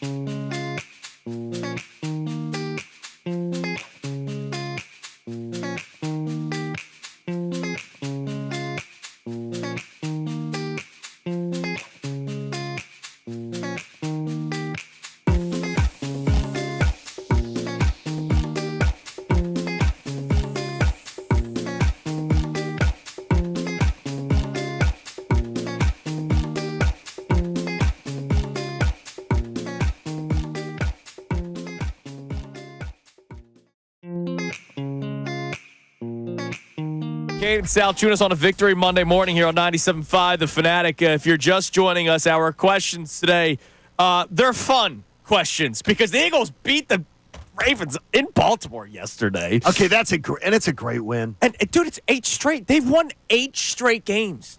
The Eagles have. So our question, just how far is this Eagles team going? If you want to say Super Bowl, don't be afraid to say it because John said it last week. Yeah, but I was saying it with the disclaimer, go win it at the Ravens. Yeah, and but show me you can contain Lamar. Show me you can contain Derrick Henry. And they did yesterday. They contained both of those guys. They didn't shut them down. yeah, That's all you need to do, though. that's all you need to do. Yeah, You don't need to. But you know what? They pretty much did shut them down. They only scored 12 points. They scored 19, but it was a garbage time touchdown. It was a 12-point game for the Ravens. So how far is this team going? But if you're not ready to put your chest down and say Super Bowl yet, answer this question for us at 610-632-0975. You can text in or you can call in. What makes this Eagles team so dangerous? What's one of the first things that comes to your mind when you hear that question asked? Because there's a million things to it, offensively and defensively. So I want to do this, John. We had a lot of concerns with this team before the season started. I think every team going into a season has concerns. Sure we did. Obviously, the first 4 weeks of the season was not as fun as it is now. No. And even right after the bye week, that Browns game wasn't necessarily great for the Eagles. Well, that was Nick Sirianni's public mental breakdown. It was a horrible day for Nick Sirianni, and that's why we had a field day with it or a field week with it, because it led to questioning about whether or not he would hold this team back. So I want to address the concerns that we have seen so far, and have they been addressed by the team? So my number one thing before the season started was the pass rush. Okay. They're getting to the quarterback. They're getting consistently to the quarterback. Whether it's just straight rushes by the guys on the edge or Vic Fangio's calling timely blitzes. We saw Zach Bond get to Lamar Jackson yesterday. We saw Nakobe Dean get to Lamar Jackson yesterday. And it doesn't necessarily mean sacks, but it means then making him jump out of the pocket and a play breaks down. And sometimes he's Lamar and he's got magic, or sometimes it doesn't go in the Ravens' favor. So my biggest concern was whether or not the Eagles' pass rush could get home, and they're doing that, John. Yeah, they are. What was yours? Let's all remind the people what our biggest concern was preseason. My biggest concern was the idea is that, and I didn't have a concern as far as with the offense, which I now sort of do. My biggest concern was that this defense wasn't going to be able to adjust fast enough. I thought they were too thin. I thought that the secondary was too young. Thought it was too young. I was like, I don't think they have the talent on the back end, and I didn't think that. And I thought the young guys were going to take a long time to come around. Yeah, it wasn't that you weren't excited for them. I was excited to see it, but I didn't think that they were ready to make a huge impact. I thought they'd be the best team in their division, but honestly, even after the Cleveland game, that Monday we came in after the Cleveland game, the public meltdown of Nick Sirianni, the kids at the press conference, the whole 9 yards, I never in a million years would have thought that I'd wake up like today. I would have said zero chance. Yeah. Zero. That team would have gone on the run that it's gone on. Especially because of what happened last year. Like, let's be honest. You saw what happened last year, the collapse, and then you see that Sirianni, as you mentioned, was having a public meltdown. Yes. It looked like it was heading in a horrible direction. Connor, what was your biggest concern before the season started? Mine was always the head coach, and you guys were just touching on it. And that's the weird thing about the Nick Sirianni effect, because he's a really, really good head coach, like 75 to 80% of the time. And then there's like that 20 to 25%. Well, we'll call it like 15 to 20% where he's just like, okay, but he makes some weird decisions. Sure. And then there's 5% where he implodes. And that hasn't changed, but I think we just acknowledge more the good parts of his coaching when things are going well like this. So my concerns are not totally gone with him having a game like he did against the Jaguars or having a game like he did against, I don't know, the Saints earlier on in the season. But I think they've been addressed. Like, there was a play yesterday in the fourth quarter where they were running clock. I think it was the 3rd and 7 run by Saquon. He's throwing in that situation in the past. 3rd and 7, I'm going to throw the football, even though you have Saquon Barkley. They caught them off guard. They ran the football. Saquon Barkley gets the first down. He got the 9, drive I think, continues. Right? The clock continues. Like, some of the things, the even though Sirianni's not calling plays, he's still calling, hey, pass or throw in this situation. Or he stepped aside completely. I don't know. Or no. He has the right to overrule. Yes. So obviously the game plan that they went into, he could speak into his headset and say, oh, no. We're throwing it here. Yeah. And that's not happening. Like, these decisions aren't happening anymore. Well, like, he's been amazing. And I think he's done a great job over this 8-game win streak. I really do. I'm not trying to take anything away from him. I see a butt coming. Nick Sirianni is like a dormant volcano, right? You could tell, like Mount Fuji in Japan. It's like not going to erupt for thousands and thousands of years. But I still look at it and I say, that is a volcano. You can tell me all the time, okay, scientists say it's not going to erupt, but you know that deep down in there somewhere there could be one of those games. So always in the back of my mind with Nick Sirianni, that's what I think. But I'm not saying that to take away from anything he's doing. I don't wake up every day in fear of Nick Sirianni ruining this. I just say that if you still have that concern in the back of your mind, I can't blame you. You understand it. Yeah. Exactly. Now, that's very reasonable. First 4 weeks, I think the offense was obviously the biggest concern because it just it either wasn't moving or when it did move, they couldn't capitalize. They couldn't score touchdowns in the red zone. Hurts was having turnover issues. All that's been addressed. It's still Hurts is but he's not turning the football over. I got you. He's they are moving downfield more consistently, not in the beginning of the game. And they are finding their way in the end zone when getting to the red zone. But it's still my biggest concern, though. And so I get a tweet from Mike on Twitter. You were tagged in it as well. What's up, Mike? Now, I don't like the first sentence. We can have a cordial conversation, but don't start off with "don't get too excited." Stop because I'm sorry. The Eagles have won 8 freaking straight games. They just won on the road in Baltimore and on the road in L.A. Let's not act like coming back from the West Coast and then playing Baltimore is an easy thing to do. Exactly. That's very difficult to do. So pipe down with your don't get too excited. Don't give me, we also lucked out that Tucker left points on the field. Ridiculous. That may be true, but you know what else, Mike? That means they weren't giving up touchdowns. They were just letting Baltimore get in the field goal They weren't range. even letting him get inside. He missed a 48-yarder and a 53-yarder, which means he wasn't even getting close to the red zone. He adds, who knows how much that would have changed the game. It's not like the Eagles have been dominant from beginning to end. Now, that last sentence, it's not like they've been dominant from beginning to end. Offensively, that is true. No, that's true. On offense, not defense. Defense, they've been dominant. I swear to you, that to me is the first thing that's aggravated me this morning. That just is ridiculous. It is ridiculous. You're not going to dominate the Baltimore Ravens in their building for 4 quarters. No. You're not going to shut down Lamar Jackson. You're not going to shut down Derrick Henry. But you know what they damn well did yesterday? They kept them from slitting their throats. Yeah. Come on now. Stop with this. Oh, well, what? So Detroit Lions fans shouldn't be excited? Buffalo Bills fans shouldn't be excited? Yeah. Stop it with this. Oh, don't get too excited. Yeah, don't get too excited. You know what? They're excited this morning in Buffalo. By the way, our buddy Goldie, who grew up around here, does morning radio in Detroit. Okay. You know what they're talking about this morning? The Eagles. Are the Lions still the best team in the NFC? Love that. So just think about it. While you got other people saying, don't get excited. No, I'm going to get excited. I'm not going to apologize for being excited. Get excited. I responded, Mike, by the way.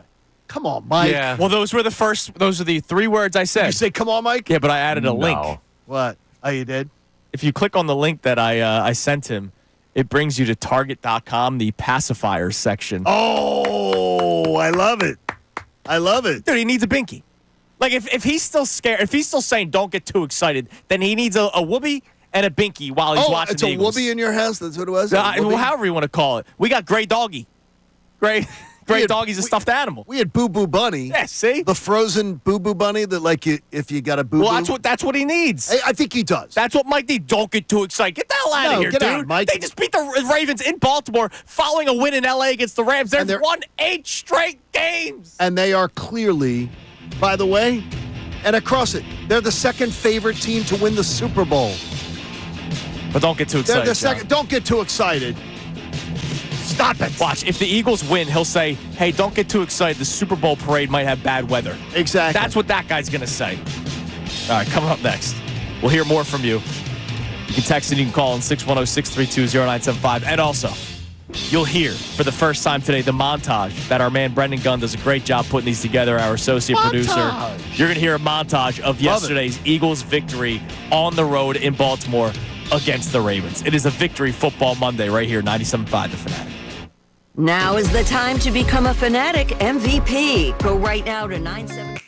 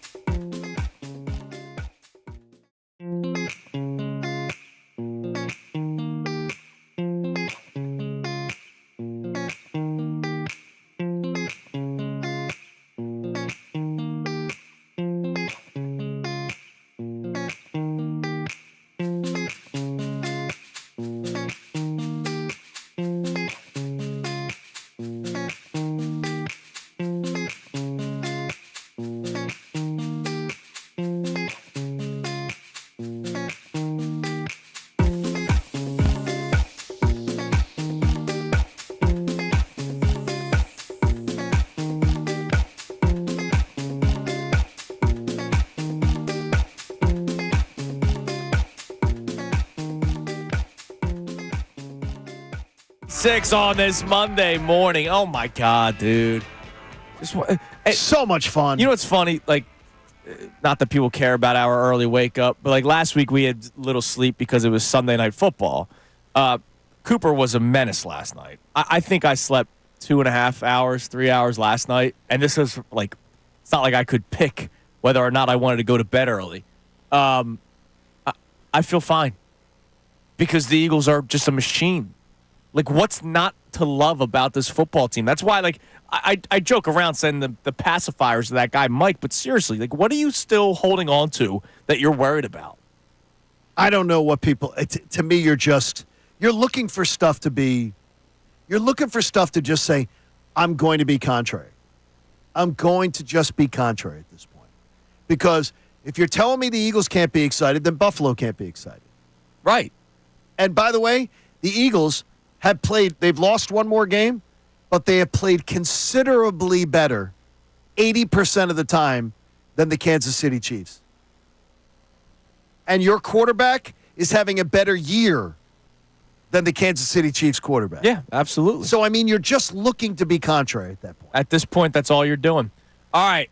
How it sounded yesterday. An incredible win for the Eagles in Baltimore. Take a listen to our montage, courtesy of CBS and courtesy of our associate producer, Brendan Gunn. A big one. Two teams with Super Bowl aspirations, Eagles and Ravens. Tony, this should be a great one today. Possible Super Bowl matchup? You don't know. It's still early, but never know. It has the makings. There's a chance.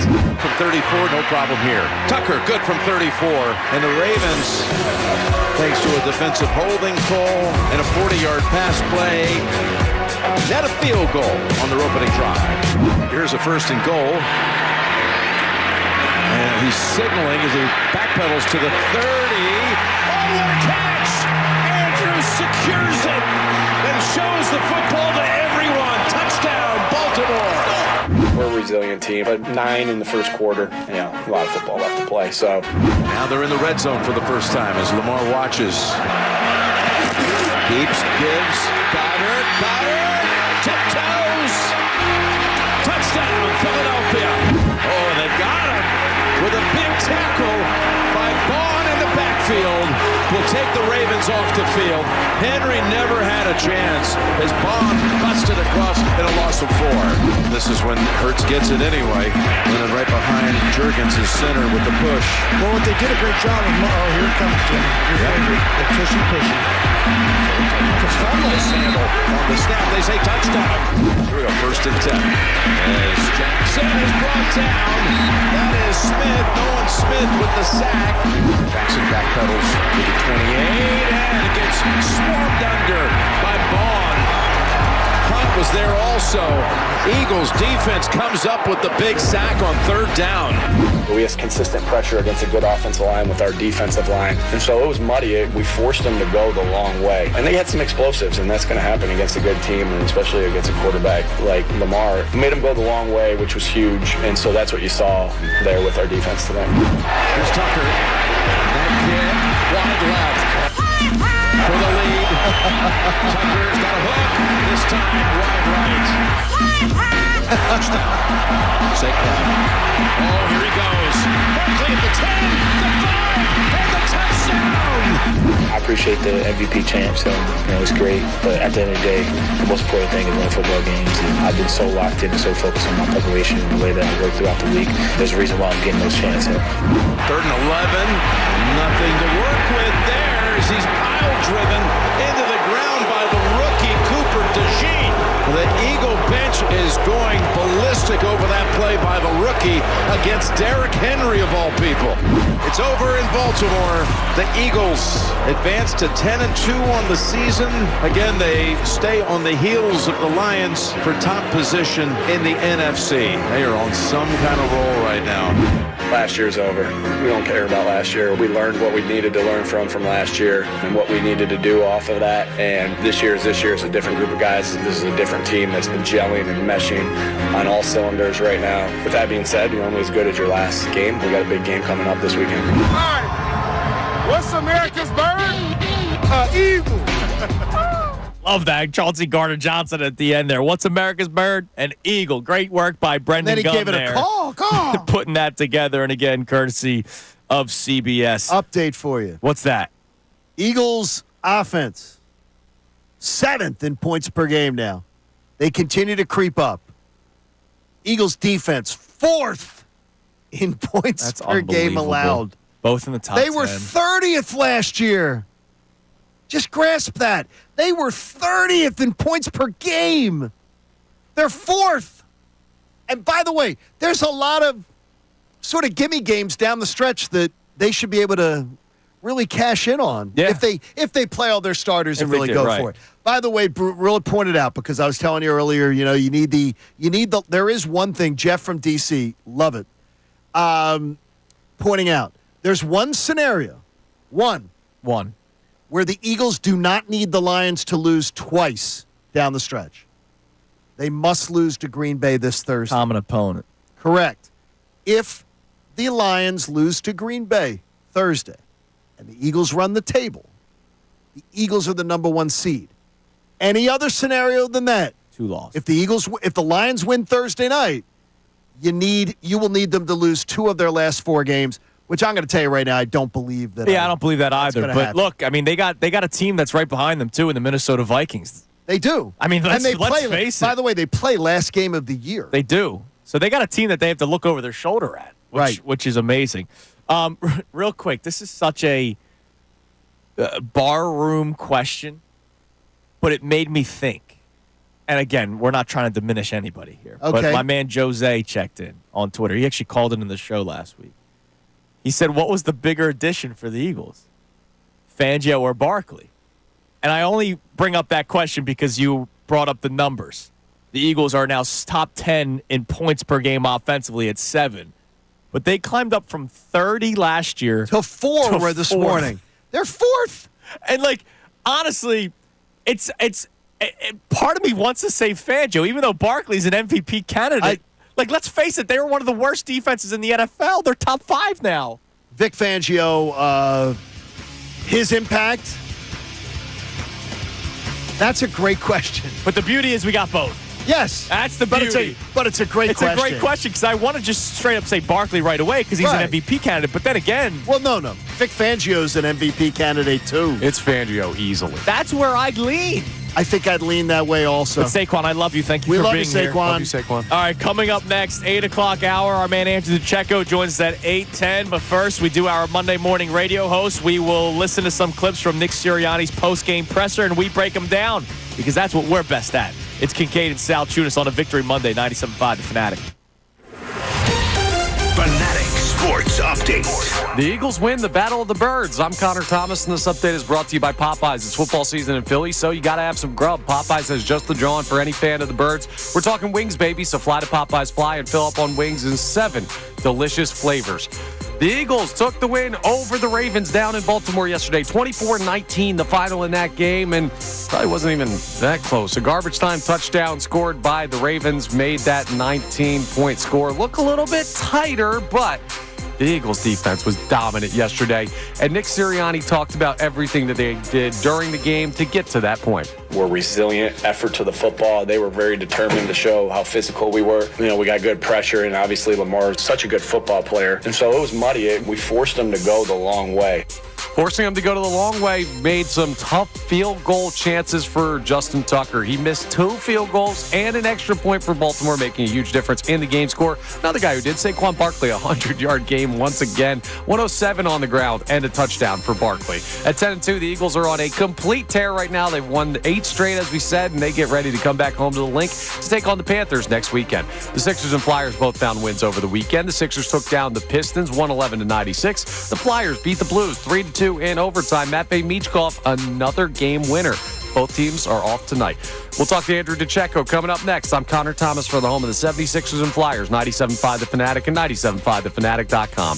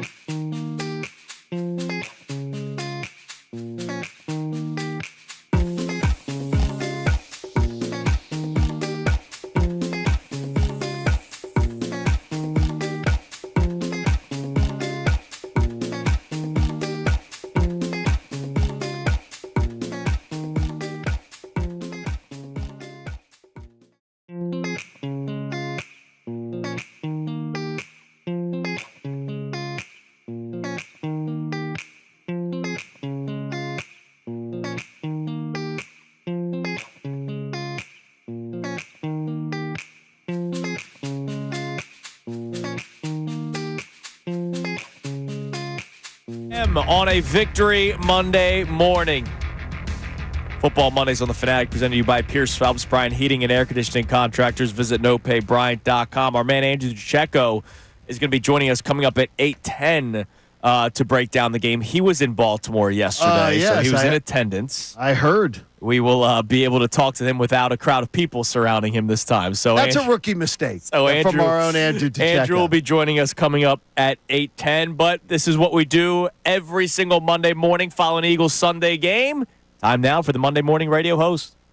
Now, the Monday Morning Radio host on 97.5 The Fanatic and 97.5thefanatic.com. All right, this is our chance to be experts, not breaking down X's and O's, but breaking down words, Johnny. We play a couple clips from Nick Sirianni's post-game press conference, and we react. So let's start with Nick Sirianni talking about being down 9-0, rebounding and winning. We're a resilient team, but 9 in the first quarter, a lot of football left to play. So, resilient team, done a lot of different things. We were so determined team. I think that was noticeable all week of how determined this football team is. When there could be distractions with holidays, and Thanksgiving's a great holiday, but it's still a distraction in our eyes at the beginning. We enjoyed the rest of the day, but they were so locked into that. And then it could be a distraction of coming back from afternoon off. But these guys didn't miss a beat. That really shows you the leadership of this football team, of just being locked in and being hungry, being humble, and this was a good win for us. It's a good football team that we just played with a lot of good players. Can't tell you how much respect I have for their coaches, their coaching staff, both sides of the football, special teams wise, everything. Coach Harbaugh is a great coach, obviously, been a great coach in this league for a long time. So that was a good challenge, and that's a good win for us to go home with. Can I love that they're resilient, but can I also not love that they have to be resilient every single time? You know what's funny is, again, and it's Connor brought up the other day, I don't celebrate when you light a fire and then you go and get a hose and then you put out the fire that you started. The Eagles continually, that's the one thing that I want to see corrected in these last 5 games. Yes, starting off early. Now, look, they dig themselves holes. I have no idea. Offensively, right? Offensively. And they're making great adjustments. They are. And that's something that I celebrate. And that means Kellen Moore knows what he's doing, knows that he has a feel for the game. But there's just something about these starts, man. Like, you're right. Will Shipley should not be touching the ball that early in a football game. Will Shipley. With all due respect. And Covey. And Dylan Covey. That's the Phillies long. That's the Phillies long reliever. Exactly. Britton Covey. Get 2 opportunities before Saquon gets his second. Are you serious? Yeah, that can't happen. Are you serious? That can't happen. Be a serious organization and get this fixed. In case you're wondering, the Eagles in the first quarter, points per game, they average 1.4, which is dead last in the NFL at this point in the NFL season. Just give me a little bit more. That's all. Because, Minnesota's at number 1. They're a 10-2 football team. So just start scoring a little bit earlier. Here he is talking about what he learned about the defense. Physical. We showed some clips of us against Derrick Henry in 2022, because obviously he's a big-time player with a great offensive line. And he had some good runs, there's no doubt. We just kept coming and were resilient. Effort to the football. They were very determined to show how physical we were.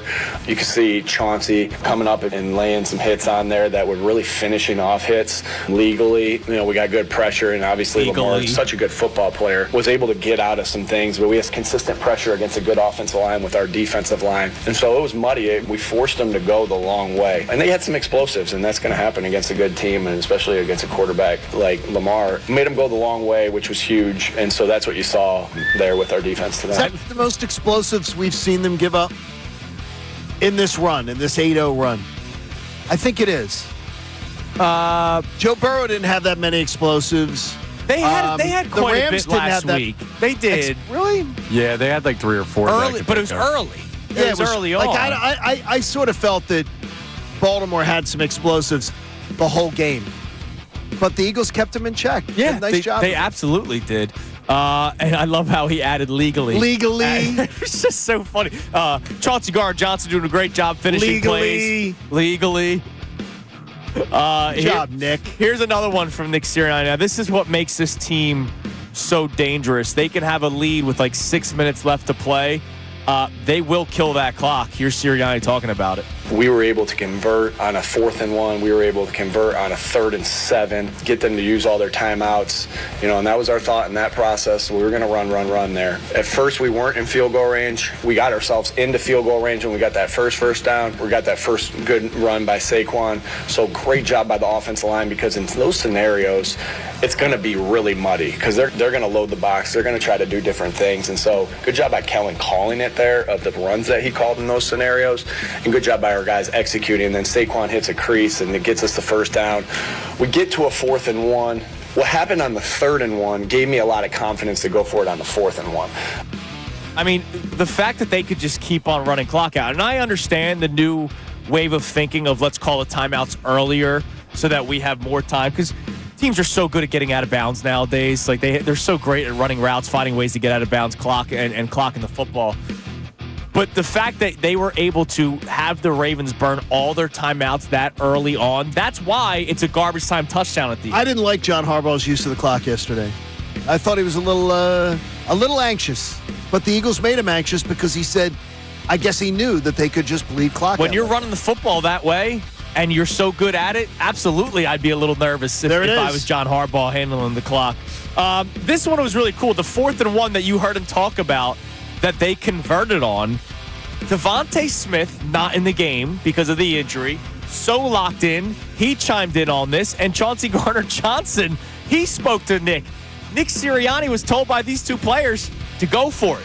The guys that gave me a lot of confidence is Chauncey's like, just trust us. We'll stop them if we don't get it. And then Devontae's like, I love what Devontae tells me to just go for it. We're going to get that quarterback sneak. Devontae has nothing to do with us getting the quarterback sneak, even when he's on the field. But he's like, Coach, go for it. I love that about our team, that they have confidence in each other. I have confidence in them. They have confidence in each other.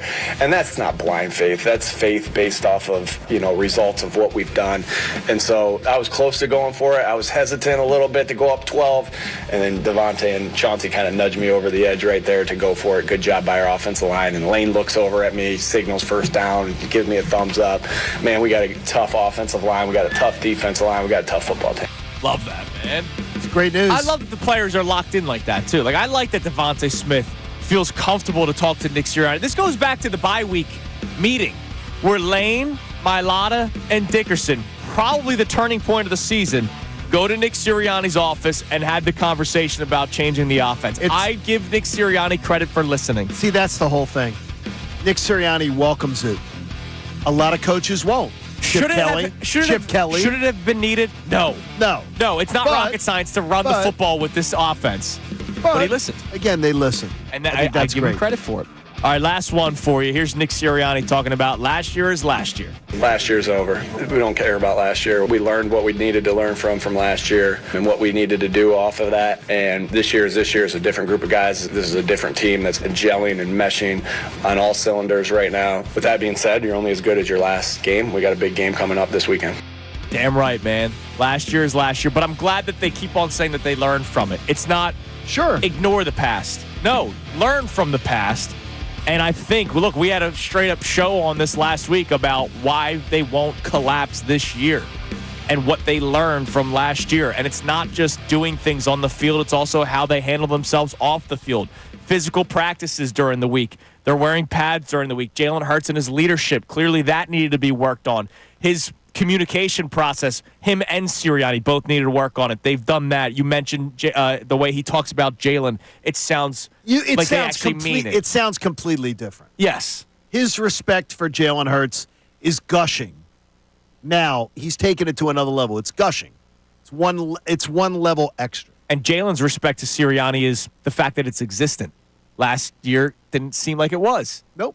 Real quick, before we get to our man, Andrew Jacheco, what is your definition of explosive play? 20 yards? You want to 20-plus yards. The Ravens had 4 yesterday. The Rams had 3 the week before. So just one more. Yeah, just one more. So, I mean, this defense they're doing a great job. Now, they had a longer explosive play yesterday, the 40-yarder to Zay Flowers. That was the one when the play kind of broke down. But that's Lamar. That's Lamar being Lamar and his players, his teammates being trained and schooled to keep the play alive. All right, that's our Monday morning radio host, and we always follow with one of our favorites from Inside the Birds and 97.5 The Fanatic. He joins us on the Comcast Business Hotline, where every day business is a big day. Let Comcast Business help you move forward with what's next. He was in attendance for the game yesterday. That's our man, Andrew DeCecco. Andrew, first things first, just give us a breakdown on what you saw yesterday. You were in the stadium watching the Eagles on the road beating the Baltimore Ravens. Well, for anyone who was on the fence on this football team, I'm not sure what more you need to see. Look, both the offense and the defense, and even the special teams, they started out slow, it was a little uneven. But I think particularly Vic Fangio approached it almost like a boxer. He took the Ravens' best shot, and he found a way to counter it. The defense settled in and kept the offense in the game as long as they could until Saquon Barkley really took over late in the second half.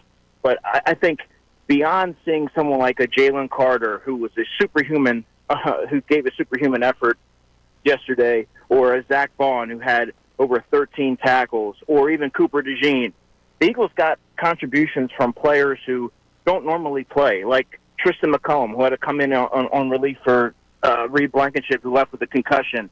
Multiple players after the game mentioned to me how well he's done behind the scenes and how consistent, and they talked about his practice habits. Isaiah Rodgers played every defensive snap. So they're getting a collective effort from everyone across the board. No matter who goes in, they're all prepared and they're all diligent with their assignments.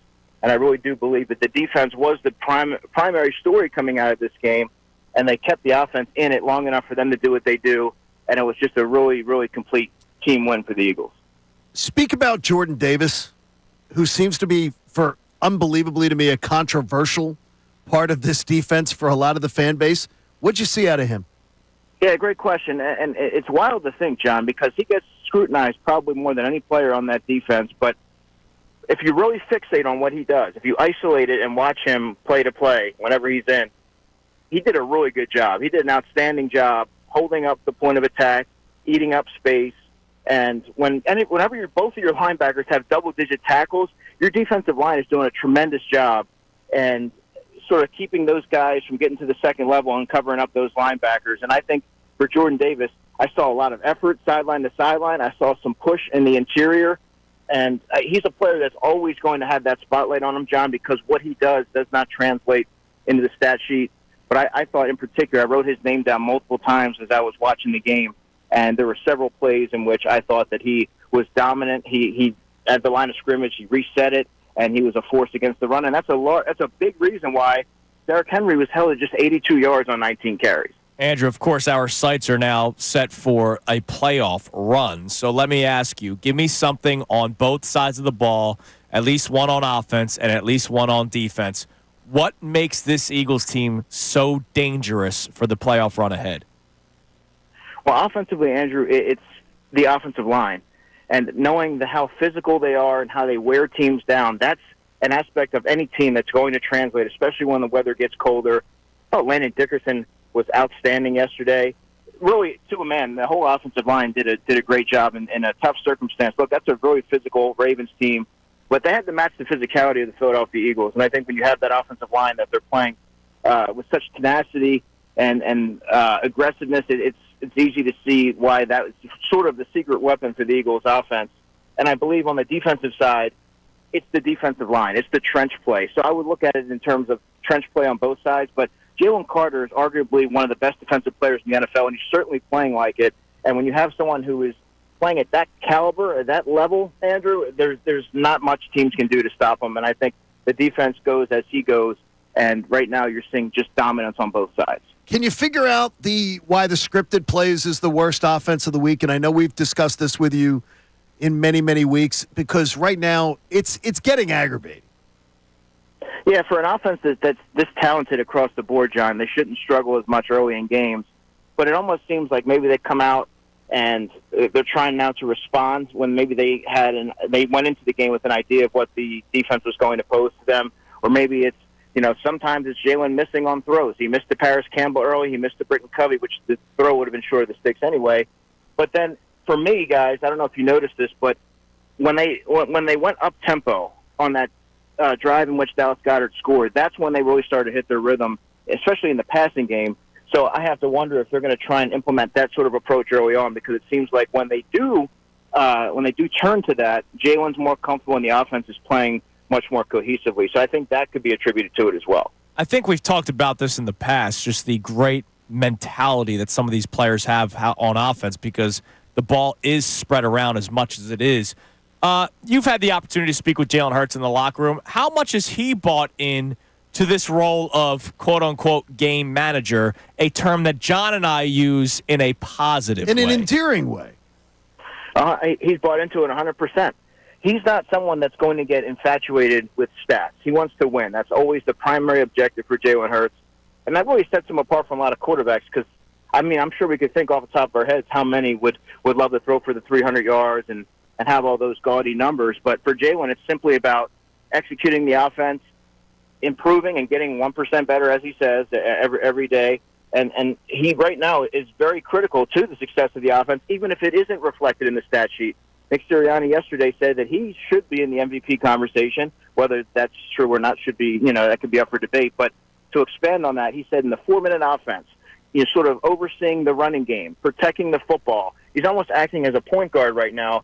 And when you have both sides of the ball that are playing at such high levels, especially in parts of games, he hasn't been asked to do that much. I think that he can if the moment calls for it. But I think he's accepted his role, as have a lot of players, and he's totally fine with it as long as they keep winning. This is a philosophical question, but one that is very important. If the Lions lose Thursday night, it opens the door for the Eagles to get the 1 seed just by winning out. But if the Lions don't lose, how aggressive do you think the Eagles are going to be in pushing all their chips to the center of the table when the 2nd seed is probably the most likely outcome? Well, I happen to think that the Lions are going to lose Thursday, but even if they don't, John, I do think that knowing this particular Eagles team's MO, I believe that they will be very aggressive and push all their chips in the middle of the table and really going for it. Because even if you look at it, when Nick Sirianni's asked about the touches for Saquon Barkley, he says we do what it takes to win every single week. So they're not going to shy away from that. They're going to keep their foot on the pedal. And I think that when you look at last season, they talk about a lot of what they've learned and how far they've come from last season. And taking their foot off the pedal isn't something that I would ever foresee them doing. Andrew, I saw a tweet of the tackle that Cooper DeJean made on Derrick Henry yesterday, and they called Cooper DeJean Brian Chalkins. And it may have been the funniest thing I've ever seen. I got to ask you, did you know that was in his game? Because I didn't. That kind of physicality. I absolutely did, because when he was coming out of the draft, I actually viewed him through the lens of a safety. So to see him play as physically as he has from that nickel role, it's not really surprising to me. Now, tackling Derrick Henry one-on-one in the manner in which he did, I don't think I even saw that happening. But he is a physical player. He's sort of unassuming when you hear him talk and when you see him, kind of just, after the game. But he flips a switch, guys. He goes out there. He's a ball hawk. And if he sees something moving, he's going to hit it. So I think that is something that he does have in his game that translates really well to any position in the secondary. You don't often see cornerbacks hit with that type of ferocity. Again, now we're starting to hear a lot of like Jeff Darlington this morning saying, Nick Sirianni's taken so much criticism for a guy with his record. What have you admired most about the Nick Sirianni turnaround since that dreadful Browns afternoon and the daycare at the press conference? Well, it's certainly quieted down for those who question what Nick Sirianni did over the past couple of months, because it's abundantly clear, and it should be to everyone, what his job is. He is a leader of men, a major role, a major factor into why the Eagles are 10-2 and why they're ready to play every single week. He has the team fixated on 1 week at a time. They don't look back. They don't look further ahead. And so I think that the focus is key, and when you hear his messaging after the game and say, they have to match our physicality. This is a coach who is very confident in his players. They sense that. He's receptive to feedback from his players, which is obviously a really telltale sign of a coach with emotional intelligence. And so I think that he learned a lot coming out of that Browns game, and he sort of reassessed and sort of altered his approach maybe a little bit. And you're seeing just the buy-in and the focus week in and week out, and that all starts with Nick Sirianni. Andrew, you're the man. We appreciate it. As always, we'll be listening to you throughout the week, all your different stops here on The Fanatic, and we can't wait for another Friday conversation with you coming up this week. Likewise. Have a great day, guys. You're the man. There he is, Andrew DeCecco on the Comcast Business Hotline, where every day in business is a big day. Let Comcast Business help you move forward with what's next. So, for the first 2 hours and 20 minutes, rightfully so, we've been focusing so much on Eagles-Ravens and looking ahead. Well, how about we look at what happened in the rest of the league this weekend in the NFL? Some things went the Eagles' way. Some things did not. We'll look at some of the scores specifically for the NFC, and then we'll look at the playoff picture. We're at that point, John, where the playoff picture I'm so excited. is brought up. Yep. It's December 2nd, man. Unbelievable. Well, the Bills clinched last night, right? They did. clinched their division. Yeah, Chiefs and Bills are already in the playoffs in the AFC. No team yet in the NFC has clinched because that NFC North is ridiculous right now. So we'll look around the NFL coming your way next. It is Kincade and Salciunas on a victory Monday morning, 97.5 The Fanatic. Fanatic Sports Update. The Eagles defense is dominating. I'm Connor Thomas, and this update is brought to you by PayPal. Get exclusive cashback offers in the app. And with the PayPal debit card, stack 5% more in your chosen monthly category on up to $1,000 in purchases. Don't just pay, PayPal. The Eagles defense, well, they have been paying off expectations, or I guess majorly exceeding expectations based on what we were looking at this side of the ball as ahead of the season. They were dominant again yesterday against the Ravens offense that has looked really good against pretty much everyone. Nick Sirianni talked about the defensive effort in the Eagles' 24-19 win over the Ravens down in Baltimore. We're resilient, effort to the football. They were very determined to show how physical we were. You know, we got good pressure, and obviously Lamar is such a good football player. And so it was muddy. We forced them to go the long way. The Eagles forced a bunch of fumbles, unfortunately didn't recover any, but they have been awesome over the past 8 games. It is 8 straight victories for the Birds. Justin Tucker did miss 2 field goals for Baltimore and an extra point, making a huge difference in the game. At 10-2, the Eagles are on a complete tear right now. They'll host the Panthers at Lincoln Financial Field on Sunday. The Sixers and Flyers both found wins over the weekend. The Sixers beat the Pistons 111-96. The Flyers took down the St. Louis Blues 3-2 in overtime. Matt Michkov, the overtime winner in that one. Both teams are off tonight, so a night for us to enjoy that Eagles win. I'm Connor Thomas for the home of the 76ers and Flyers, 97.5 The Fanatic and 97.5thefanatic.com. Now is the time to become a Fanatic MVP. Go right now to 975thefanatic.com/MVP and make sure you subscribe to the Fanatic MVP newsletter. Remember, only...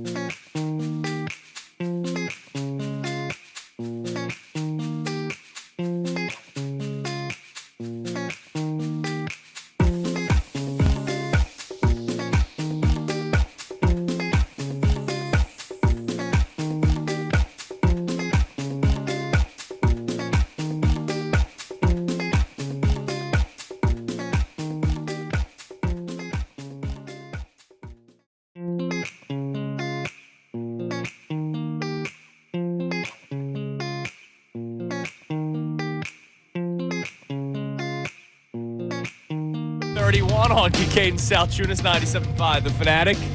On a victory Monday morning.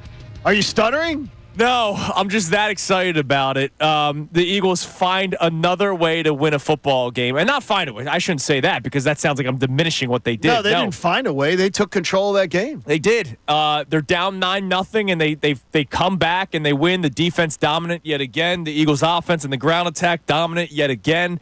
And once more, it's unbelievable, man. If Jalen Hurts wants to throw it to A.J. Brown, it's there. There was a play.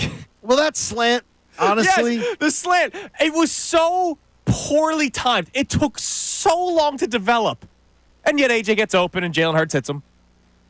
Like, that play shouldn't have worked. And yet it did. And honestly, how much more open is it going to be when Devontae Smith is back on the field Sunday afternoon? They're going to get better. They're going to get better. I mean, and honestly, it opens the door for Saquon Barkley even more. And I have the number again. It's unreal.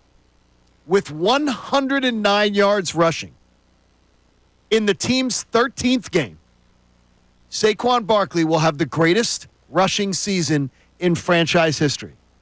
With 109 yards. 109.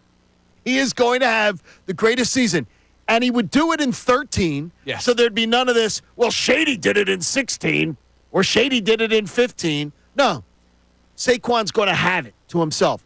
With just 13 yards, he moves into second place behind Wilbert Montgomery's 1,512. That's amazing. It's unreal. He's already having a career year himself. And he is only if he goes at the pace that he's going, in the next game, after the Carolina game, the Steeler game, he's going to pass the 2,000-yard total yards mark in Week 14. It'll only be the game ninth 14 player to ever do that. And that'll be in Week 14 of games. Is he still pacing for Eric Dickerson's record? Yes. Yeah. No, to break it, yes. I think he needed to, I think it was like 140 per game, so it's probably up to like 150 or 160 now. But again, if he pops off for another 180, which we just saw him run for 225 the other day. And once again, and I will look at it this way, and others won't. I'll fight you guys to the death on this. Eric Dickerson, if he does it in 17 games, asterisk. It has to be. Nope. It has to be. Nope. It has to be because you had more opportunities to do it. Yeah. Eric Dickerson, you talk about, you love to use that term, cheat code.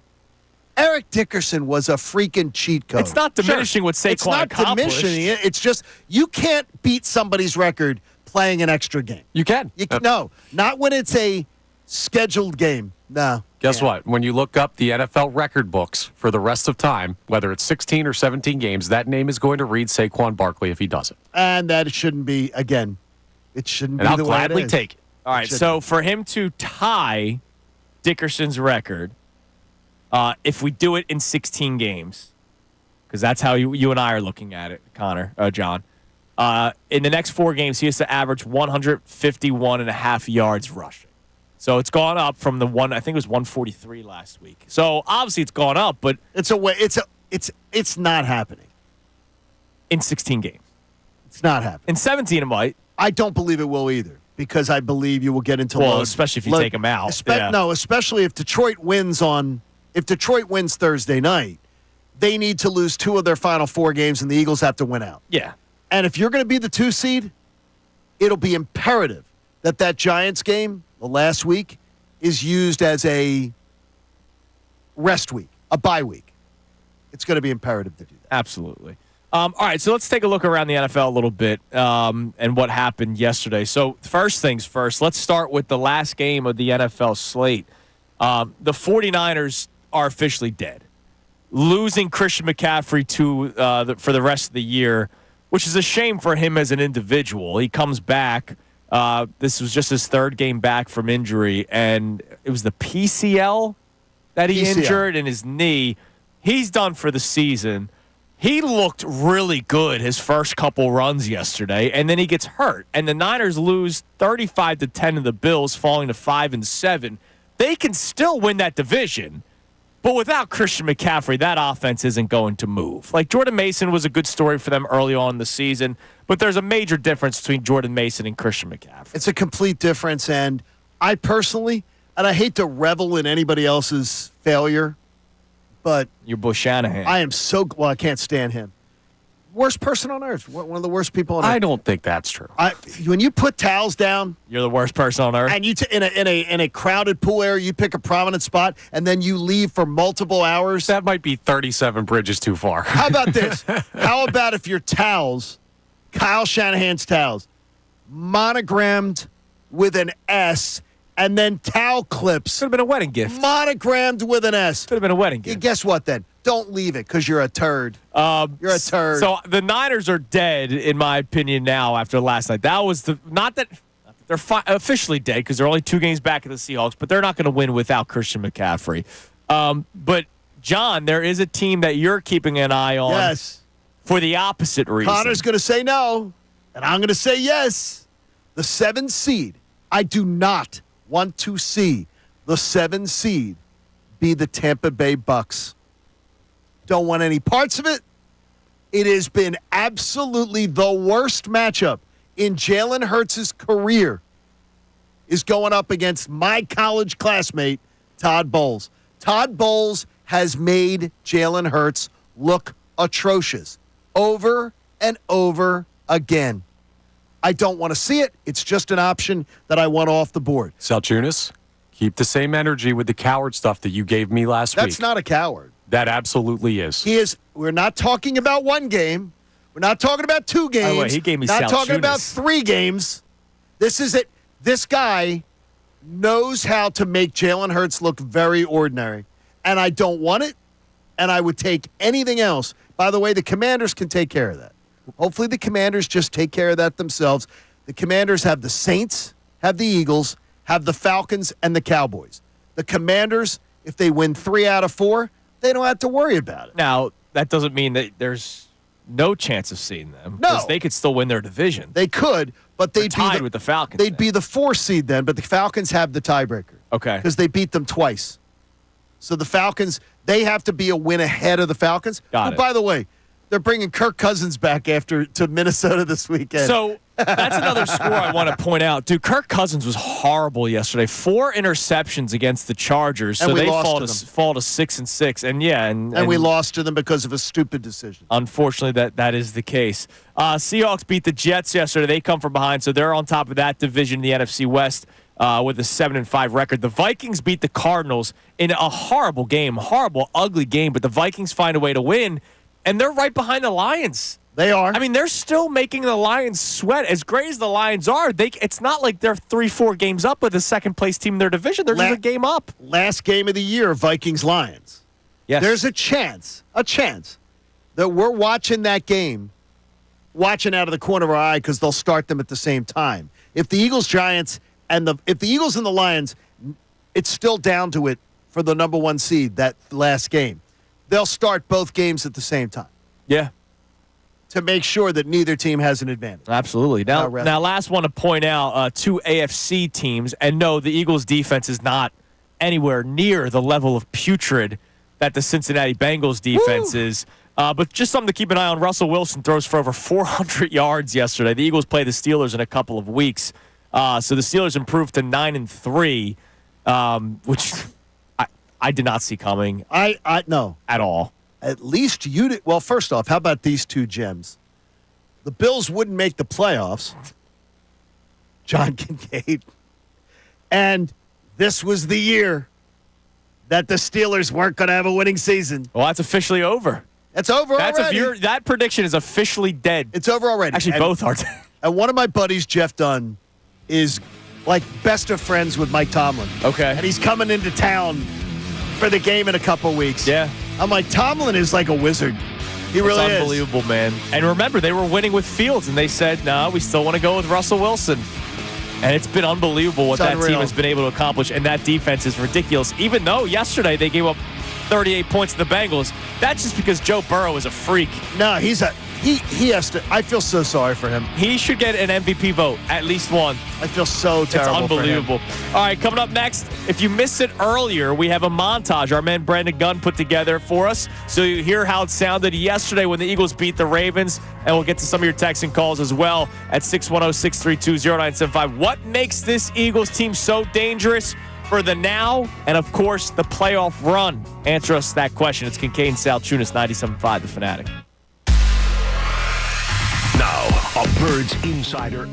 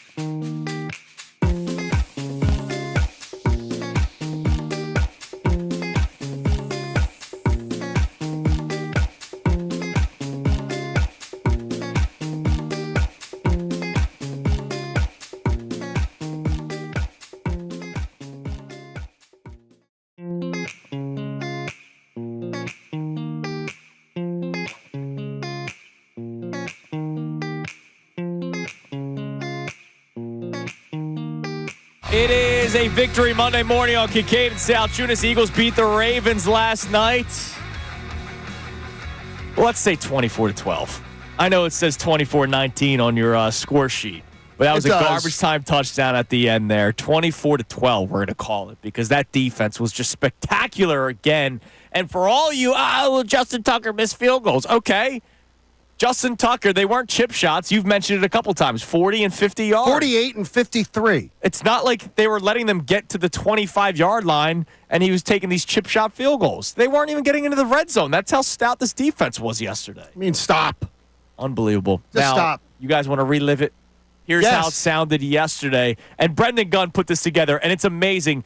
Listen closely to how he puts this together. I love the buildup because it was not going great at the beginning. Then you'll hear Sirianni talk about being down 9-0, then bam, it's Eagles rest of the way, courtesy of CBS. A big one. Two teams with Super Bowl aspirations, Eagles and Ravens. Tony, this should be a great one today. Possible Super Bowl matchup? You don't know. It's still early, but never know. It has the makings. There's a chance. From 34, no problem here. Tucker, good from 34. And the Ravens, thanks to a defensive holding call and a 40-yard pass play, net a field goal on their opening drive. Here's a first and goal. And he's signaling as he backpedals to the 30. Oh, what a catch! Andrews secures it and shows the football to everyone. Touchdown, Baltimore. We're a resilient team, but 9 in the first quarter. A lot of football left to play. So now they're in the red zone for the first time as Lamar watches. Keeps, gives, got it, tiptoes. Touchdown, Philadelphia. Oh, they've got him with a big tackle by Vaughn in the backfield. Will take the Ravens off the field.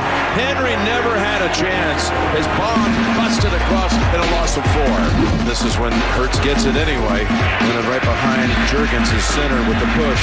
Well, they did a great job of, here it comes, Jim. Your favorite, the pushy. Just fumbles handle on the snap. They say touchdown. Here we go, 1st and 10. As Jackson is brought down. That is Smith. Nolan Smith with the sack. Jackson backpedals to the 28 and it gets swarmed under by Vaughn. Hunt was there also. Eagles defense comes up with the big sack on 3rd down. we had consistent pressure against a good offensive line with our defensive line. And so it was muddy. We forced them to go the long way. And they had some explosives, and that's going to happen against a good team, and especially against a quarterback like Lamar. We made them go the long way, which was huge. And so that's what you saw there with our defense today. Here's Tucker. That kid, wide left for the lead. Tucker's got a hook. This time wide right. First down. Saquon. Oh, here he goes. Barkley at the 10, the 5, and the touchdown. I appreciate the MVP champs, and it's great. But at the end of the day, the most important thing is winning football games. And I've been so locked in and so focused on my preparation and the way that I work throughout the week. There's a reason why I'm getting those chances. 3rd and 11. Nothing to work with there as he's pile driven into the ground by the rookie Cooper DeJean. The Eagle bench is going ballistic over that play by the rookie against Derrick Henry of all people. It's over in Baltimore. The Eagles advance to 10-2 on the season. Again, they stay on the heels of the Lions for top position in the NFC. They are on some kind of roll right now. Last year's over. We don't care about last year. We learned what we needed to learn from last year and what we needed to do off of that. And this year is a different group of guys. This is a different team that's been gelling and meshing on all cylinders right now. With that being said, you're only as good as your last game. We got a big game coming up this weekend. All right. What's America's bird? Eagle. Love that. Great job by our man Brendan Gunn putting together that montage, courtesy of CBS, and just another great win for the Eagles yesterday. Their 8th straight. Let's go to Michael. Great job there, too. Michael and Yardley. Mike, what's going on, brother? What's up? What's up? Happy Victory Monday. Dude, what makes this team so dangerous? Well, you know what makes it dangerous is the reason why we need to be excited. I know that other Michael that hit you up on Twitter was trying to down the play of this team. Why shouldn't we be excited that our running back has more second-half yards than 2 other NFL franchises have overall? How about this? his second half yardage would be 4th in the NFL. That's wild. Of any player. Why shouldn't we be excited that our 2 D tackles, young D tackles, are playing inspired football? Like, Jalen Carter is tackling receiver jet sweeps, and Jordan Davis is taking up triple teams on the inside. Why shouldn't we be excited that our young corners, who are rookies, are being talked about nationally as the best corners in the league? And coverage, like stride by stride with Zay Flowers, the Cooper DeJean tackle that he had on Derrick Henry. I mean, it's been unbelievable with these guys. We should be as excited as any fan base in the NFL because we do have the best team in the NFL, and we're playing football that translates. We're playing responsibility-based defense that no one is completely out of place. Even plays that other teams make, they're off of broken plays, they're off of scrambles, they're just great plays. No one is out of place. Everyone is rallying to the football. On offense, we're keeping the ball out of the opponent's hands. We're not turning the ball over, and we're playing tough, gritty football. And you know what that is, man? And Michael, thanks for the call as always, I love the brother. energy out of Michael this morning. It goes back to coaching, man. It goes back to having Vic Fangio and Kellen Moore. Kellen Moore's been great for Jalen Hurts. Obviously, Saquon Barkley's been great for Jalen Hurts, but he's been great for keeping him in the right position, not turning the football over. And Vic Fangio getting these guys ready to play on defense. Getting these guys in the right position, seeing how teams play the first quarter and then making adjustments. They had 9 points in the first quarter, the Ravens did. They finished with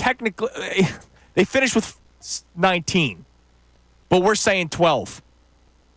It was a garbage time touchdown. It was a garbage time touchdown. Yes, so Vic Fangio made adjustments as well. It's been unbelievable, man. All right, coming up next, we'll get to more of your texts, more of your calls. Also, we'll look at the NFC playoff picture because John said there is a team that he totally does not want to see in the first round of the playoffs. So let's look at how this NFC playoff picture looks. The Eagles could still climb up to number 1. We won't forget that either. It's Kincade and Salciunas on a Victory Monday morning, 97.5 The Fanatic. Fanatic Sports Update. The winning streak continues. I'm Connor Thomas, and this update is brought to you by Bet Parks. Join Seth Joyner and D Gunn for the Bet Parks pre- and post-game shows live at Parks Casino. For every Birds game, must be 21. Gambling problem? Call 1-800-GAMBLER. The Eagles have extended their winning streak to 8 after taking down the Ravens 24-19 in Baltimore yesterday evening. Saquon Barkley cleared the 100-yard mark once again, rushing for 107 yards and a touchdown. That is tops in the league for rushing yards for Saquon Barkley. And Derrick Henry, Lamar Jackson, well, they tried their best against this Eagles defense, but 19 points ain't going to get it done. Nick Sirianni talked about the defensive side of the ball and what that unit had yesterday. We're resilient, effort to the football. They were very determined to show how physical we were. You know, we got good pressure, and obviously Lamar is such a good football player. And so it was muddy. We forced them to go the long way. They certainly did. And they also forced Justin Tucker to take some long field goals. He missed 2 and an extra point. What in the world's going on with kickers this year in the NFL? At 10-2, the Eagles, they're on a complete tear. And they're getting ready for what should be a comfortable game this coming weekend as they head back to the link to take on the Carolina Panthers. The Sixers and Flyers both found wins over the weekend. The Sixers beat the Pistons 111-96 up in Detroit. The Flyers took down the Blues 3-2 in overtime. Both of those games on Saturday. Matvei Michkov, another game winner for the Flyers in the extra period. They're both off tonight to enjoy that Eagles win. I'm Connor Thomas for the home of the 76ers and Flyers, 97.5 The Fanatic and 97.5thefanatic.com. Now is the time to become a...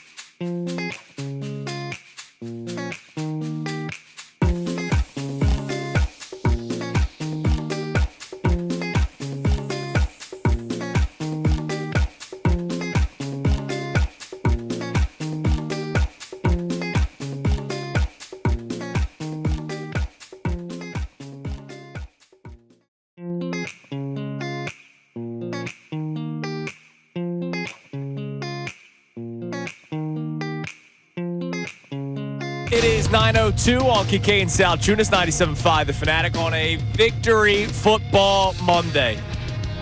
Man, I've said that for 8 straight weeks now, except for the Victory Friday because they Victory played on Friday. a Thursday. We had a Victory Tuesday, didn't we? Yes, we did have a Victory Tuesday during the stretch. But we've been able to say victory on 8 straight mornings where the Eagles have played the day before. 8-game winning streak right now. And, again, they just keep on finding ways to win, either on the backs of the offense in the ground game or just the defense being dominant. Now, the defense has been dominant pretty much every quarter of every game. Seriously, what are you talking about there? Yeah, I know exactly. Dude, the last time they lost was a September game where the temperature was like 100. Yeah. That's incredible. That's incredible to think about, Connor. Unbelievable. Hey, by the way, real quick, our man Coach Mike Yard from Yardley. Yes? Who just called in. Just wanted to give a quick shout out to Temple's new head coach because he was his coach at Delaware. Really? Coach Mike played football. All right, well, Coach Mike, I got to get my man Chris McDonald's going to fill me in on everything I need to know later. I'm very excited about that. Yeah, so great for Coach. He said great things about KC, so that's big. 5 wins next year? Let's go. Hey, man, they hit the over this year. Over under How 2.5. much is your D3 program winning? We haven't lost a game in years. Yeah, exactly. You're just like St. Joe's football, right? Exactly. Undefeated since whatever year it was. And by the way, I hated to do it this weekend, but I love it when I can have any level of fondness come from Mike Missanelli. I had to defend James Franklin because of the stupid getting pissed Mike Loxley. Oh, yeah, look, the upset. backups were out there. If you put your backups in a game, you're not bringing them in to kneel down or to do anything. No, you let them play. Those kids work their backsides off to make your starters be good. If anybody is offended because Penn State let their backups play, you got a loser mentality. And it's probably why your program is a loser. That's probably why it is. And that will be the last time I defend James Franklin on anything. Believe me. I'm always team run it up. Win by as much as you can. Yeah, but the thing is, though, it's so dumb that people will be like, that's so class. No, it's not classless. Your backup players, they sacrifice everything, and they deserve to have the opportunity to get in there and play. Yeah, absolutely.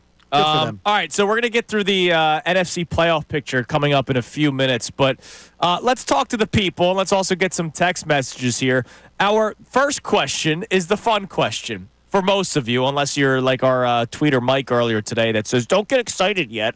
How far is this football team going? And if you want to say Super Bowl, have at it. We'd love to hear from you. Sure. But also, what makes this team so dangerous? You don't just get to the Super Bowl on accident. You obviously get there because you're a dangerous football team. So what is the biggest thing that makes this team so dangerous? We had Andrew DeCecco on earlier today, as we always do. And for offense, he said the O-line makes this team so dangerous, which is just something. Put whatever year it is, just say that for the Philadelphia Eagles. And then he mentioned Jalen Carter, who once again was a freaking beast yesterday. Oh, my gosh. He's so incredible. It's amazing. And I didn't expect anything less from him, but he keeps getting better. Yeah. And this year he's getting better again, week in, week out. And I was glad to hear from when we had Andrew DeCecco on. The people with the Jordan Davis stuff, I just think they do not understand. I don't want to say that. They don't understand football. Or if they're saying that, oh, well, the Eagles have shown no interest in re-upping him. The Eagles have no issue with Jordan Davis. For God's sake. I think it's fair to say I wish they had Kyle Hamilton or something I think like that's that. incredibly fair, except if you continually try to put Kyle Hamilton on Dallas Goedert, it's not gonna work. who won that matchup 3 times yesterday against one of the 2 best safeties in the NFL, the All-Pro from last year. Yeah. And Dallas Goedert won that matchup one-on-one 3 times yesterday. And I didn't see him defend. I didn't see him stopped. No. So, and I love Kyle, but, man, that was great. Great game for Dallas Goedert yesterday. Let's go to Tommy in Trenton. Tommy, you're on 97.5, The Fanatic. Fly, Eagles, fly. Let's go. Love it, man. Damn right, man. Love it. I just wanted to call in and just say that I think that the Eagles are definitely like a Super Bowl contending team. They check off like all the boxes. I was watching Lions on Thanksgiving, and we just looked so physical and so fast. But this Sunday the Eagles display all of that. So my only thing right now is can Nick Sirianni coach with Andy Reid? Because, Andy Reid's Wait. Okay, wait. Let me just take you back to the biggest day of Nick Sirianni's coaching life. Okay? With 2 minutes to go in the game at the 2-minute warning, the Super Bowl was tied. Yeah. So we already have that answer. That's true, but, But what? What? But can Nick Sirianni be consistent? I just want to make sure he's. Now you're changing it. Now you're saying something else. He already showed you. Saying he has so far, but with Andy Reid, he's going to have to be a perfect game. I hear you. Look, Andy Reid is arguably the greatest coach of all time. So I get what you're saying. And Andy Reid's quarterback didn't fumble away a ball that was for 7 free points for a touchdown. And that's what happened to Nick Sirianni. Nick Sirianni would have a Super Bowl ring right now without that one play. You can't. That's Sirianni. I got to tell you, that's just Sirianni. That's not being fair to Nick. But Tommy, at least you're saying Super Bowl. I love that. That's freaking awesome, man. We appreciate the call. He mentioned that the Lions. He's like, I was watching them on Thanksgiving. They're so physical, so fast. That's true. But here's the thing: they scored 16 of their 23 points in the first half. They did nothing in the second half of that football game. Nothing. No. They scored 7 points in the second half and almost lost that game. If Eberflus doesn't completely mishandle being a head coach, Caleb Williams mishandled what was going on at the line of scrimmage, but the head coach never stepped in there. Who knows how that game plays out if there's a better head coach? What about Eberflus quickly getting Kurt? He starts the postgame in the locker room. Oh, yeah, this was wild. Guys, this is on me. It's on me. It's my fault today and everything. And he just gets dog cussed.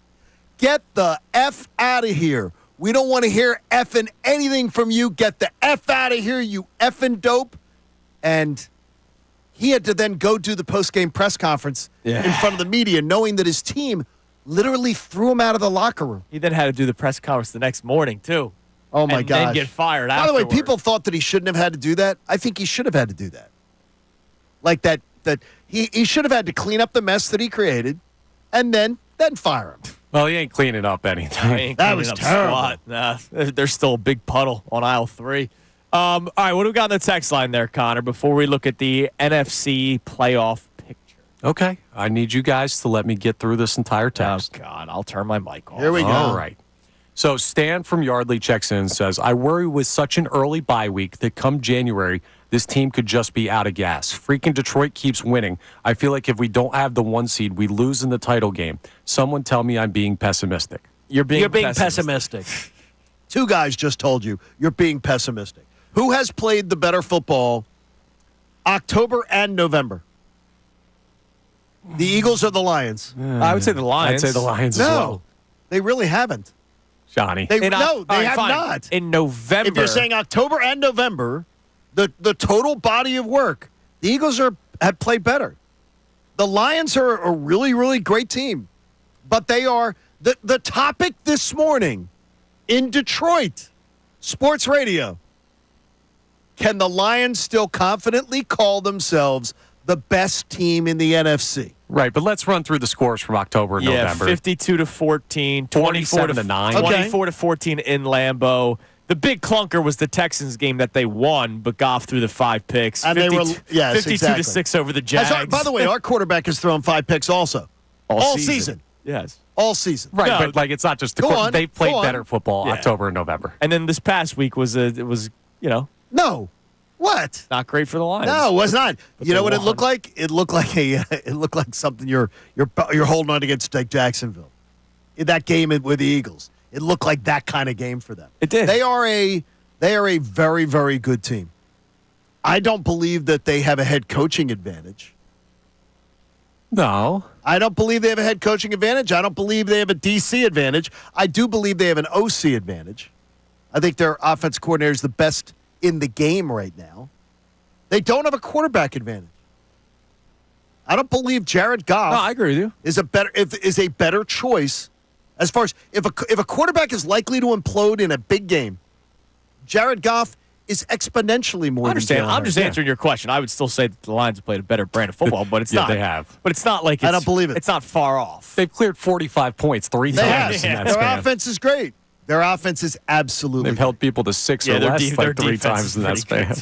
But hey, the it Eagles sets are a up for great an team as NFC well. Championship game, either in Philadelphia or in Detroit, or maybe not. Maybe the Lions don't even win their division. So let's look at the NFC playoff picture for a second. The Lions obviously still the 1 seed. Eagles the 2 seed. Seahawks the leaders in the NFC West, the 3 seed. Falcons still the leaders in the NFC South, the 4 seed. But they're now tied record-wise with the Buccaneers. Vikings first wild card team. Packers second wild card team. Commanders the third wild card team. Here it is again. Here are your magic numbers. Yes, please give to these to us. secure no worse than the 2 seed. 1 win in your last 5 games, the Rams are eliminated. 2 wins in your last 5 games, the Falcons, Bucks, and Cardinals are eliminated. 3 wins or any combination of wins and losses, the Commanders and Seahawks are done. So, in other words, again, like we told you last week, the 12 number is all you have to get to. Now you get to the 13. Then you're really feeling good. And that's just for the 2 seed. That's minimum 2 seed. And so win 3 games or any combination, and you got the 2 seed. And there's still a chance for the 1 seed. And as we mentioned earlier, you need the Packers to beat the Lions. And by the way, how chesty. Andrew DeCecco, man. I mean, that was chesty as all get out. Yeah. It was unbelievable. He just said it right away. He literally walks right in. You asked him. You were like. And he goes, I expect them to lose. He expects the Packers to beat the Lions in Detroit on Thursday night. If that happens Friday morning, holy moly, then everything is on the table, because if the Eagles would then, there is no such thing as controlling destiny, because by definition, destiny cannot be controlled. But if you win out, you're the 1 seed. All you need is that to happen Thursday night. If it doesn't happen, you're going to need the Lions to lose twice and the Eagles to win out. And I don't think that's happened. Still a a chance. I do not believe that's happened. Still a chance, though, because after this Packers game, they play the Bills, which they're already in the playoffs. The following week, they're in Chicago against the Bears, and the Bears just played them tough. Then they're in San Francisco. That game no longer looking as difficult now that Christian McCaffrey's probably done for the season. But then they close out the season with Minnesota. So and that could be crazy. If they lose to the Bills and then need to win the game against Minnesota, who knows how that game plays out? There's still a chance, depending on how the Vikings play out, obviously, there is still a chance that the Vikings could win the NFC North. They play the Falcons, then the Bears, then the Seahawks, then the Packers, then the Lions. Can we have a little fun here today? Just a little loose moment here, and I mean moment, because I don't want this to spin out of control. I like that. But Andrew Salciunas yesterday, Connor, is there a no drinking policy on the pregame show? Yes. What did I do? Then why are you and Bill Colarulo letting my partner do the show intoxicated? What did I do? I have audio to prove it. You want to hear something crazy? You guys can smack me if you think I'm crazy for saying it. I can't reach you from here, but I'll try. He's Joel Embiid. Every year you think, oh, he can't get better than what he did. And then he gets better at what he does. Hasn't won a championship. Now, Joel Embiid, a little bit further, if we further the conversation, he's always hurt. Lamar Jackson and Joel Embiid. Yeah. And you said Lamar Jackson is Joel Embiid. Yeah. He gets better every single year. I was on a hike. I was on a hike. And I can promise you, there is no one in American sports, no one in American sports broadcasting that would ever have those words leave their lips. Sometimes you got to be one of one. You are, seriously, that is one where they got to have if Haverford State was still open and my cousin Katie hadn't sold those $1 million homes where they built on the old site of the mental facility, I would check you in today. One of one, baby. There's nobody in America that would ever say those words. Why am I wrong? That Lamar Jackson is, by the way, it's not that Joel Embiid is Lamar Jackson. It was that Lamar Jackson is Joel Embiid. Lamar Jackson, right now, if he hears that. MVPs haven't won anything. If he's hearing that, he'd be like, oh, my gosh, I'm sick to my stomach. So what's the argument against it, Johnny? Yeah, there is no, first of all, Lamar Jackson actually has played in, like past the first round of the playoffs. Right. Okay. Well, Lamar Jackson is actually one of the absolute, every single year, 3 most transformational players in the sport. Yeah. Okay. You could argue that about Embiid over the past 3-4 years. No, you can't. Yes, you absolutely can. No, you can't. Come on, John. You can argue it that it might be, that he could be, but he isn't. No, you can argue. But he is. Yes, he did have a blimp on the radar. No, yes. He's been a runner-up twice. Dude, he is not Joel. No one in the world would compare Joel Embiid to Lamar There are Jackson. two guys in this room, and I think it's a fair comparison. Dude, that's because you're going to not give up the GOAT till it's over. No, John, he's hurt this year. He hasn't done anything. He's He has hurt not this looked year? good. When you can say that how many But you times? are absolutely just so down on Joel Embiid Yes, as I an am. overall Yeah, player you're that it's No, I am. insane. No, I'm going to just do it on facts. You should Is be that checked again? in. Is he now have the? What do we have now? What? Now we have he's still not physically able to go because of his self-indulgent summer. But now then we got personal reasons. Well, we don't know what the personal reasons Yeah, are. we got so personal let's- reasons again. So now, but why is that even? Don't Why do is the- that even let's thrown in? not save yourself. Don't do the personal Yeah, we don't reasons. know but what what it I'm is. saying We don't is, know what it is. that now you don't know what it is. But what we do know it is that he's not physically able to perform Okay. And because Andrew of his ended that clip because of with- his own actions. Andrew ended that clip with besides the injuries. Yeah, besides the injuries, but Mrs. seriously. Lincoln, except for the shooting, how'd you like the play? Lamar, but I think you're jumping off a little bit too quickly Andrew, here. nobody in the world would compare. John, you've got Joel two guys Embiid here to doing that. it to your face right So- now. Oh my somebody gosh. had to create the light bulb, John. Well, you did. He was from New Jersey too. It's unbelievable. Here's the All I'm reason. saying Tesla is or Lamar something. Jackson, we played a clip from Vic Fangio where he says every year he gets better, which is true. Lamar Jackson has gotten better every single year, as has Joel Embiid in his career. And they both have not won anything, and they've both won MVPs. I actually don't think it's that crazy. Oh my gosh. All of those are like pretty Psychosis factual. is deep. I don't- It's deep. okay. And by the way, why is he out? He's not out for personal reasons. He's out because he physically can't perform. Right, but the injuries are not like Andrew said. The injuries change that. That wasn't the No, point. the not the injuries. point of this. The injuries. No, what changes it is you got one guy in Lamar Jackson who would do. He's freaking the model teammate. The model teammate. Okay. The guy who does I was everything. talking about the player. We're Compared talking to about one on the field. No, Yeah. but that's part of being it. But is John, you got to be John, available. You're extending the argument to something he didn't say. No, you got to be available when you're going to compare That's not what somebody. I'm saying. That's not the argument. I bet you there's Oh more my people gosh. that agree with me than yes, John. Some of the process cosplayers No, that I won't give up the GOAT. I'm not giving him up. Oh my gosh. I'm just saying. I said exactly what you want to hear hear. Joel And Embiid B doesn't and want you anything. The last person out of the room, turn off the lights, please. Why? Please. That has nothing to do with anything. Just turn off the lights. Hurt someone you love. This is yes. You know what? He hurts the entire fan base. This entire season, Dude, all I is because said is because that of what? Lamar Jackson and Joel Embiid Oh my gosh! both have gotten better every single year when you thought that they have reached their peak, and they both haven't won anything. Well, not every single year. This is 2024. He's not better. Can you accept Can you just say I don't like the guy? No, I'm going to say I do not like his lack of professionalism. You need to go further because you sound like you're going further. I love watching him play when he's healthy and when he's dedicated. But doesn't sound like unfortunately, he's not. See, Unfortunately, he's not. John think he got a gotcha moment on me. I did. And yet Connor is on my side. That's great. I'm sorry. The two bobbleheads for Embiid. No, it's just I'm sure- we both drank together during the Well, pregame show. exactly. That's all it was. That's what it is. I expected Colarudo to speak up. I'm very disappointed You know why he didn't. didn't speak up? Because he agrees. Oh, no, he doesn't. No, he doesn't. I would like more. Chime in on social media, YouTube, Oh, whatever. my gosh. Dylan McKinnon has chimed in. Andrew is right. Oh, It is a fair jeez. comparison. Oh, my Welcome gosh. to the right side of Yes. history, people. You just took Dylan McTrollen as your reason for that it's right. Hey, Dylan, Any win you can get. if I died today, I would like Dylan to father my child. Jesus, go to break. Coming up next, Devontae Smith. He's going to come back eventually. Well, father my child. There's nothing weird about that. It's Kincade Salciunas, 97.5 The Fanatic. Fanatic Sports Update. The Eagles keep rolling. I'm Connor Thomas, and this update is brought to you by, Phillies Sports Trips, of course. Join Andrew Salciunas in Clearwater Beach next March for the spring training trip of a lifetime. Go to phillysportstrips.com and place a small deposit to reserve your spot. That's phillysportstrips.com. The Eagles just absolutely keep rolling when it comes to their winning streak, and it was extended to 8 games yesterday as they took down the Baltimore Ravens. The final score of that one, 24-19. And Saquon Barkley was dominant once again. He went over 100 yards on the ground in the game. It feels like he does that every single darn week because pretty much he does. It was 107 on the ground and a touchdown. Justin Tucker, a big part of the story as well, missed 2 field goals for Baltimore and also an extra point, making a huge difference in the game. But Nick Sirianni talked about the defensive effort that put Baltimore in a tough spot. We're resilient effort to the football. They were very determined to show how physical we were. We got good pressure, and obviously Lamar is such a good football player. And so it was muddy. We forced them to go the long way.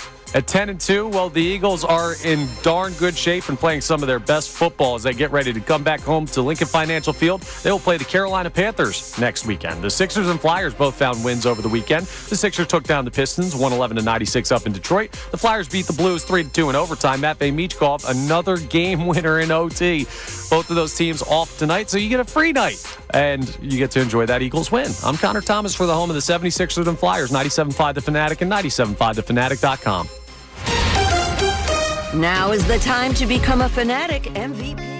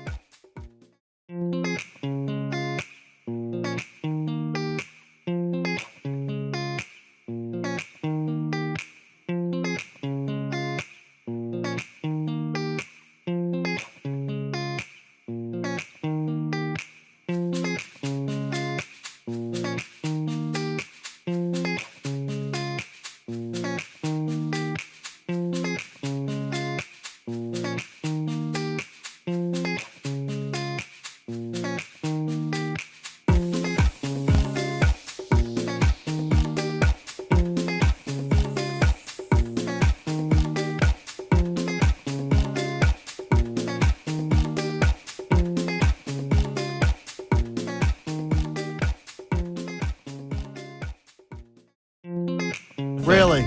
I might You be. think that- you think- I might be drunk, but you're on crack. Do you think anybody other than a Sixers fan is saying that? I don't know. Everybody out there agreed. No. Everybody on the text line has Anybody agreed. other than a Sixers fan?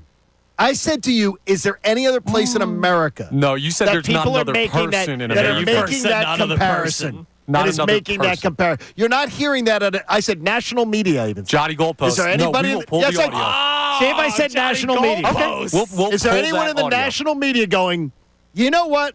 Joel Embiid, he's had a career very similar to a guy like Lamar Jackson. We'll ask Shefty on Wednesday. Oh, we will. We will. Fair? Absolutely. We'll make a point. And no pre-teasing. No. So nobody. So look. I'll let you ask the question. And how about this? Nobody soiled the well by going to Shefty with it him or on something? social media. No, don't do that. Correct. I'm texting him right now. So don't do that. All right, so Shefty will be our Shefty will be the determiner. answer. Yes, absolutely. How are you going to phrase the question? Because we have to get this figured out. No, I would say when you compare careers, do you compare Lamar Jackson with Joel Embiid? That's a fair way to do it. All right. Would you compare the careers? I'm not against of Joel Embiid and that. And then what if he says, "Well, what do you mean by it?" What do you mean by it? Do you think that those two players are viewed the same way? Or Their comparable? careers? Yes. Okay. They viewed the same. They're viewed the same way.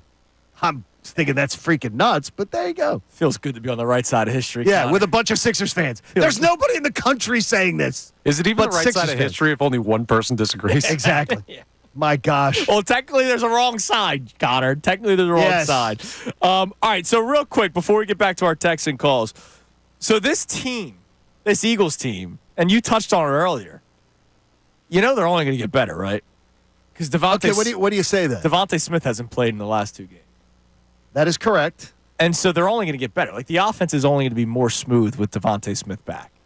No, I think that's fair. And okay. Darius Slay is going to come back defensively. I wonder about this. You're going to lose. You're not going to have Reed Blankenship because concussions. You usually always count out the next week. Yes. So I mean, look, they're going to get better. I hope he feels better. I'm going to tell you right now. I don't know how much better this team can get. I'm being honest. The way they're playing right now, I don't know how much better this team Well, can I mean, get. you go from having Jahan Dotson as your number 2 receiver to Devontae Smith. Like, that's a pretty freaking good leap. No, it is. And Isaiah Rodgers played very well yesterday. I still like Darius Slay more than Isaiah Rodgers. You know what I mean? I'm glad to hear you say that. Glad to see. That's an analogy that works. Damn right. But like they're works. going to get better. Once they're even healthier, they're only going to get better. Oh, I hope so. I can't imagine. I'm just telling you right now, I think they're playing the best football in the NFL. So to me, when people tell me they can get better, then I sort of just go, oh my gosh, are you kidding me? Yeah. They can get better? Now, I guess it's if McCollum's the guy that they call in-game to play safety, I guess he would be the guy to play and not Sidney Brown. No, he'd be the guy. Yeah, I don't know. Sidney Brown was questionable going into the game. Okay. That is the truth. They may have just said, we don't want to put him out there. I wonder what their decision will end up being next Sunday. Now, again, it's a Panthers team that's looked a little bit better the last 2 weeks. I'm assuming that the assumption being is that when the Eagles have a guy with concussion protocol, they usually do not play them the next. Yeah, there's a strong chance they're not there. Play next week. Just like, Darius Slay just missed the game. Exactly. All right, what do we have on the text line there, Connor? So we're football guys, so we can go deep into the analysis of the game, right? Because I think this is someone that deserves credit that is never, ever going to get it. A texter texting, Josh says, Braden Mann is the unsung hero of yesterday's he's right. game. 6 punts yesterday, all within the 20-yard line. He had a great day yesterday. That is the first time those words have ever even uttered out of my mouth because I do not think he has been. I think he has been at times a liability. Who, man? No, I don't think he's fine.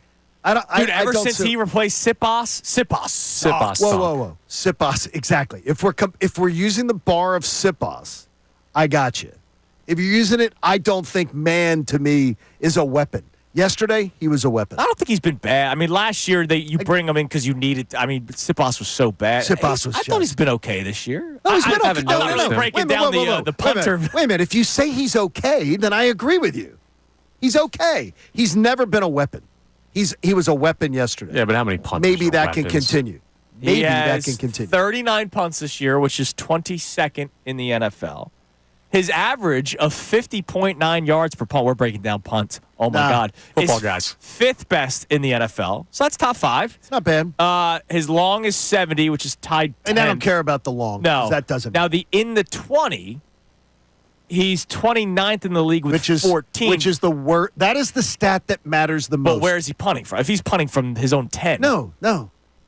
For a punter, that's the stat that matters the most. That's like ERA for a pitcher. No, I know, but how many can you get in this inside the 20? That's and not put into the end zone. Yeah, but if you're punting from your own 20 versus punting from your own 40, that's a major difference. That's absolutely a major difference. And guess what? The Eagles don't punt from their own 40 because they're going they're for pushing it. the tush. He is he's again. Yesterday he was a weapon. I'll just celebrate him being a weapon. He was a weapon yesterday. He was a weapon yesterday. He was awesome yesterday. All right, let's go to Rick in Easton. What's up, Rick? What's up, Ricky? Gentlemen, let me tell you, first of all, happy holidays. Happy holidays, Rick. So let me tell you why they're dangerous and how they're going to get better. First of all, we have a paradigm shift in the sport of football. Now defense wins games and offense wins championships, the last 4 or 5, even in our Super Bowl that we beat the Patriots in. So in addition to Mitchell and DeJean, there has not been a drop-off that everybody expected from Kelsey to Cam Jurgens. I said that all summer long. I didn't expect it. Yeah, you were spot on. There's been no drop-off because spot on. Fans don't know. Like, no one talks about centers unless they're bad. Unless they're bad. That was huge. He doesn't go downfield illegally, and he doesn't snap the ball over Hurts' head. But that's beside the point. But here's, I think, the key. And I mentioned this to you guys a couple years ago, and I thought I was eating crow. But now I'm not eating crow. The Steelers, the Red Wings, the Cardinals, St. Louis Cardinals, the Celtics, and the Lakers have all those championships because they win rings through the draft. 20% of this roster is made up of 40% of the All-Americans from Alabama and Georgia. 4 and 5 years ago, there wasn't a program close to those two. From Devontae Smith to Langdon Dickerson, Jordan Davis, who looks like he's starting to get a little better. I know he's a long way to go. Nakobe Dean, Jalen Carter, Nolan Smith. Jalen Hurts played for Bama for 3 years, Oklahoma for 1. Even Ringo and Steen, even though Ringo made a mistake yesterday, they bring that winning culture to this locker room, and they only know how to win. And when you have an offensive line that is not just good, but look at the weight of those offensive linemen. They're close to 1,700 pounds. And let's not also forget the play we're getting out of Becton. Our guards, which everybody thought was going to be a possible question mark, they are just as good as our tackles. This is why we're dangerous. Yeah, and look, one of the reasons why, Rick, and thanks for the call, brother, one of the reasons why the guard position was it was one side. Nobody was questioning Landon Dickerson. Everybody was questioning right guard. I was questioning Tyler Steen because Tyler Steen was a third-round pick that they didn't dress in the final game of the regular season when they knew they were going to empty the offensive lineman because that game didn't matter.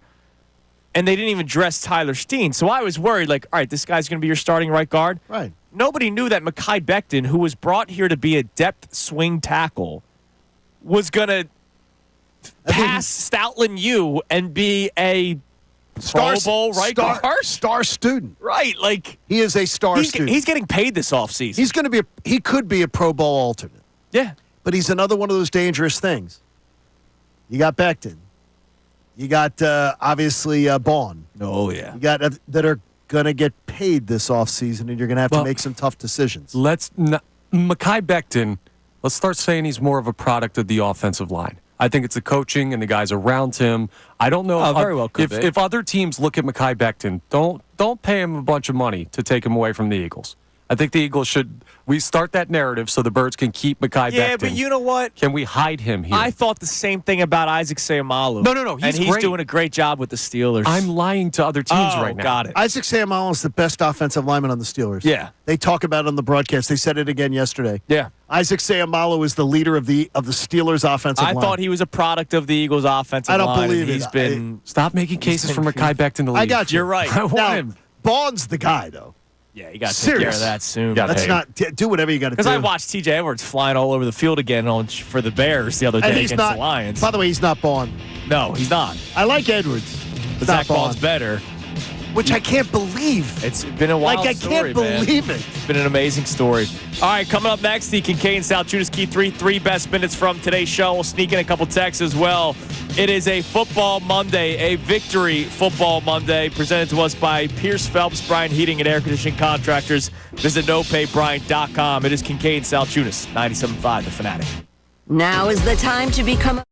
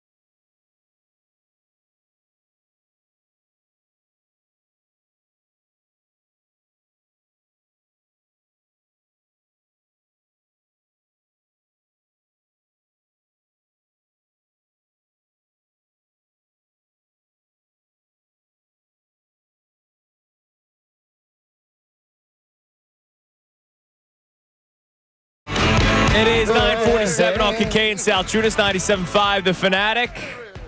And it is time now for the Kincade Salciunas Key 3 best minutes from today's show, which is always brought to us by Von C. Brewing Company in Norristown. And I believe Connor Thomas tried some of the Von C. Is that for true? Thanksgiving? It was awesome. Yes. The OG Pills. Oof. I told you. All this stuff is delicious. Now, the OG Pills had some kick, from what I understand, too. Is that right? Real kick. A little sleepy pie kick for some people at our house. Is that right? That, may make you a little tired. So that's after a Thanksgiving dinner, too. Tryptophan that probably doesn't help you. So here are the 3 best minutes from today's show, brought to us by Von C. Brewing.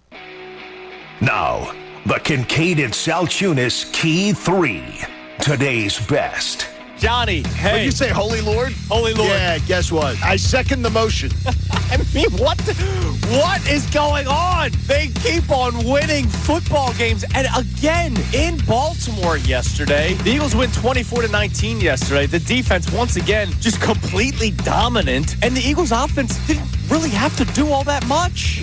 This defense, this is as good as we've seen, arguably. You guys are too young to remember the 91 defense. That's true. You've heard all about it. And I'm telling you right now, it's so comfortable watching this team play. And even early on, they struggled defensively. But the defense God, Vic Fangio, it's as if he says, all right, I'm going to do this. I'm going to see what you want to do. And then we're going to adjust. And we're just going to shut it down. And it is so much fun to watch. This team is they're on a bender right now. Yeah. They are on a bender. They are on the same tier as the Detroit Lions. You and I seem to be having like a fight week in and week out as to who can go a little bit further. You're now saying, pack your bags. Pack your bags. Get ready for New Orleans. Yeah, get New Orleans right now. And here's what I'd suggest. I'm going to credit myself a little. This last Monday, what did I do? I made a reservation for GW Finn's, my favorite seafood restaurant in the country. I'm telling you right now, this team is the best team in the NFC. They are the best team. There's only one question left, and it's whether the NFC Championship game will be held in Philadelphia or Detroit, because the Eagles are still right behind the Lions with their 10-2 record. Lions obviously won on Thanksgiving. They're 11-1. Technically. If you look at the schedule, if you look at the schedules down the road, the Eagles' schedule is lighter than what Detroit has to have, but obviously things need to still go the way of the Eagles. They need, again, so everybody can just get this and start to consume it. Eagles must win out. Lions must lose twice. Right, for that to happen. And I don't even care about it right now. After watching how Chicago went in there and played them to the last possession, after watching what last year in the playoffs Tampa Bay did to them, I'm not concerned that the Eagles could go in and play a great game. Right. But Detroit must lose twice. There's 5 games left. Clock's ticking on that. And the Eagles must win out. Could the Eagles win out? Absolutely. They could win out. Absolutely they but could. This is so exciting to watch. And I said it the other day before. It was, if they won the Rams game, I said, okay, then you have no worries about them getting to the NFC title. You saw your secondary perform against top receivers. Right. When I saw that, you got plans for New Orleans? Because I think our boys have plans for New Orleans. So I really do. You mentioned it, that eventually we would get to Saquon Barkley. How about another day yesterday from your MVP candidate? 23 carries, 107 yards, and a touchdown. And oh, by the way, a quiet 23-carry, 107-yard day. I think 45 at halftime. And then he just pops off in the second half, including a big touchdown run. And it's funny, they posted the graphic at one point. 4.5 yards per carry for Saquon, 4 yards per carry for Derrick Henry. Most teams would be thrilled by that. Absolutely. And the Eagles and Ravens are going, man, we're not getting enough on the ground today. Here's what I know. And all you people that are going to toss rocks and whatever you feel about Jalen Hurts. And yes, Jalen Hurts gave you reason last year, gave you reason in the offseason to call him out, whatever it was. But if you don't see that Jalen Hurts is as good as any quarterback in the NFC, if not better, I think you're just trying to perpetuate an error. Yeah, and you're saying specifically NFC. The Eagles are going to New Orleans. Right. Go to New Orleans. So, and before people start pointing out Jalen Hurts' numbers from yesterday, 11 of 19, 118 yards, it's not like Jared Goff, who's the other team, right? The Lions are the other team, is throwing for 400 yards on a weekly basis. He only threw for 221 yards last week. Man, I'm so impressed. This Eagles team I like them better than the 2022 club. And I'm going to tell you right now, I don't think it's close that I like them better than the 2022 club. I don't think it's close. I have more confidence in this crew because I think they have more star quality and they're more talented. There's so much upside. There is not any city that is close to New Orleans for a Super Bowl. It will be the greatest party you've ever experienced. And I think the Eagles are sending us to New Orleans. What I'm going to tell you. I feel it. All right, that's the Kincade Salciunas Key 3 best minutes from today's show. It was a lot of fun today reacting to that win yesterday in Baltimore. Key 3 presented by Von C. Brewing Company in Norristown. Check out the OG Pills legendary Philly Lager, gold medal winner at the 2023 World Beer Cup for the best American Pilsner. The Walking on Clouds, which is Von C's flagship hazy IPA, which was my favorite that I've tried so far. And the Vienna Lager, made with all of the German ingredients. 2-time Best of Pennsylvania winner. Love that. Norristown, Vienna. Same You thing. can easily get confused. Visit VonCBrewing.com. All right, 2 things before we get out of here. 1, Jeff McClain tweeted out about Dallas Goedert. You and I both missed this. I completely missed this. Dallas Goedert banged up his knee yesterday. Yeah, I had no idea until this tweet. He put out Do you a tweet. know when it happened? In the game. But Thank you, he Connor. kept playing. Dallas Goedert's knee injury wasn't deemed serious upon initial diagnosis. He'll undergo further testing today, but the team is hoping for just a sprain. An NFL source said. He had a fantastic day yesterday. Yeah, he did. It was one of those, don't look at the stat sheet. He had a great day, even though he did have a good I wouldn't want to be game. missing Dallas Goedert, but 4 of the last 5 games, you should be able to navigate without Dallas Goedert. Yeah, absolutely. And one other thing. I don't know if this helps me or hurts me. What's that? Ray Dunn did some great investigative journalist. How did I know Ray Dunn where he's going to fall on this one? He sent me to the argument's point about Embiid and Lamar. John said nobody nationally would say something like this. Who did you pick? First, Evan Roberts actually said this back in January. Do you know Evan? I don't. By the way, Evan's a good dude, but Evan is a huge Mets fan. Okay. He keeps the score of every Mets game. Keeps the scorebook. Every year, 162. I did that with my dad. No, I did that with my dad growing up. Yeah, but you don't respect doing it. No, just because the Mets suck. And then who else? This one, again, my argument is correct. Who else? But it's Nick Wright. Oh, jeez. Who has also said it. You and Jack Sparrow line up together. You've even said it. The dumbest takes come out of his mouth. That's true. Yes. But you said nobody nationally. No, and I have 2 national people great. now. And I'm going to tell you, you got the guy who keeps Evan Roberts is the guy who said that his family was threatened at the Phillies Mets. That's right. Yeah. Yes, and keeps score of every game. Now he's a great dude from what I understand. But H&H Heating and Air Conditioning, they're great people too, and they donate to the American Association for Cancer Research, and we'd like you to do it too. Go to 975thefanatic.com/AACR. I am living proof. Cancer research saves lives. I love Mondays after wins. There's nothing better. Big wins. That was a big win. They went into Baltimore and beat huge. the Ravens. And we've talked about it a couple times, a desperate Ravens team. No, desperate. They now have 5 losses. They're on the verge of missing the playoffs if they trip. It's possible. I doubt it happens, but it's I doubt possible. it does too, but they're going to be playing back end of the wild card. Unbelievable, man. By the way, if the season ended today, they're playing Pittsburgh in the first round. Oh, I actually kind of want that. Ravens-Steelers first round matchup. They will beat the Steelers when they play again. In the All right, regular everybody have a great rest of your day. It's the Mike Missanelli Show coming your way next. We're getting the Oscars music telling us to hurry up. Sorry, I enjoy my job. Sue me. Mike Missanelli Show next, right here, 97.5 The Fanatic. 8 straight wins for the Birds. I'm Connor Thomas, and this update is brought to you by Indeed.com. Make the hiring process work for you with Indeed's end-to-end hiring solution. You can attract, interview,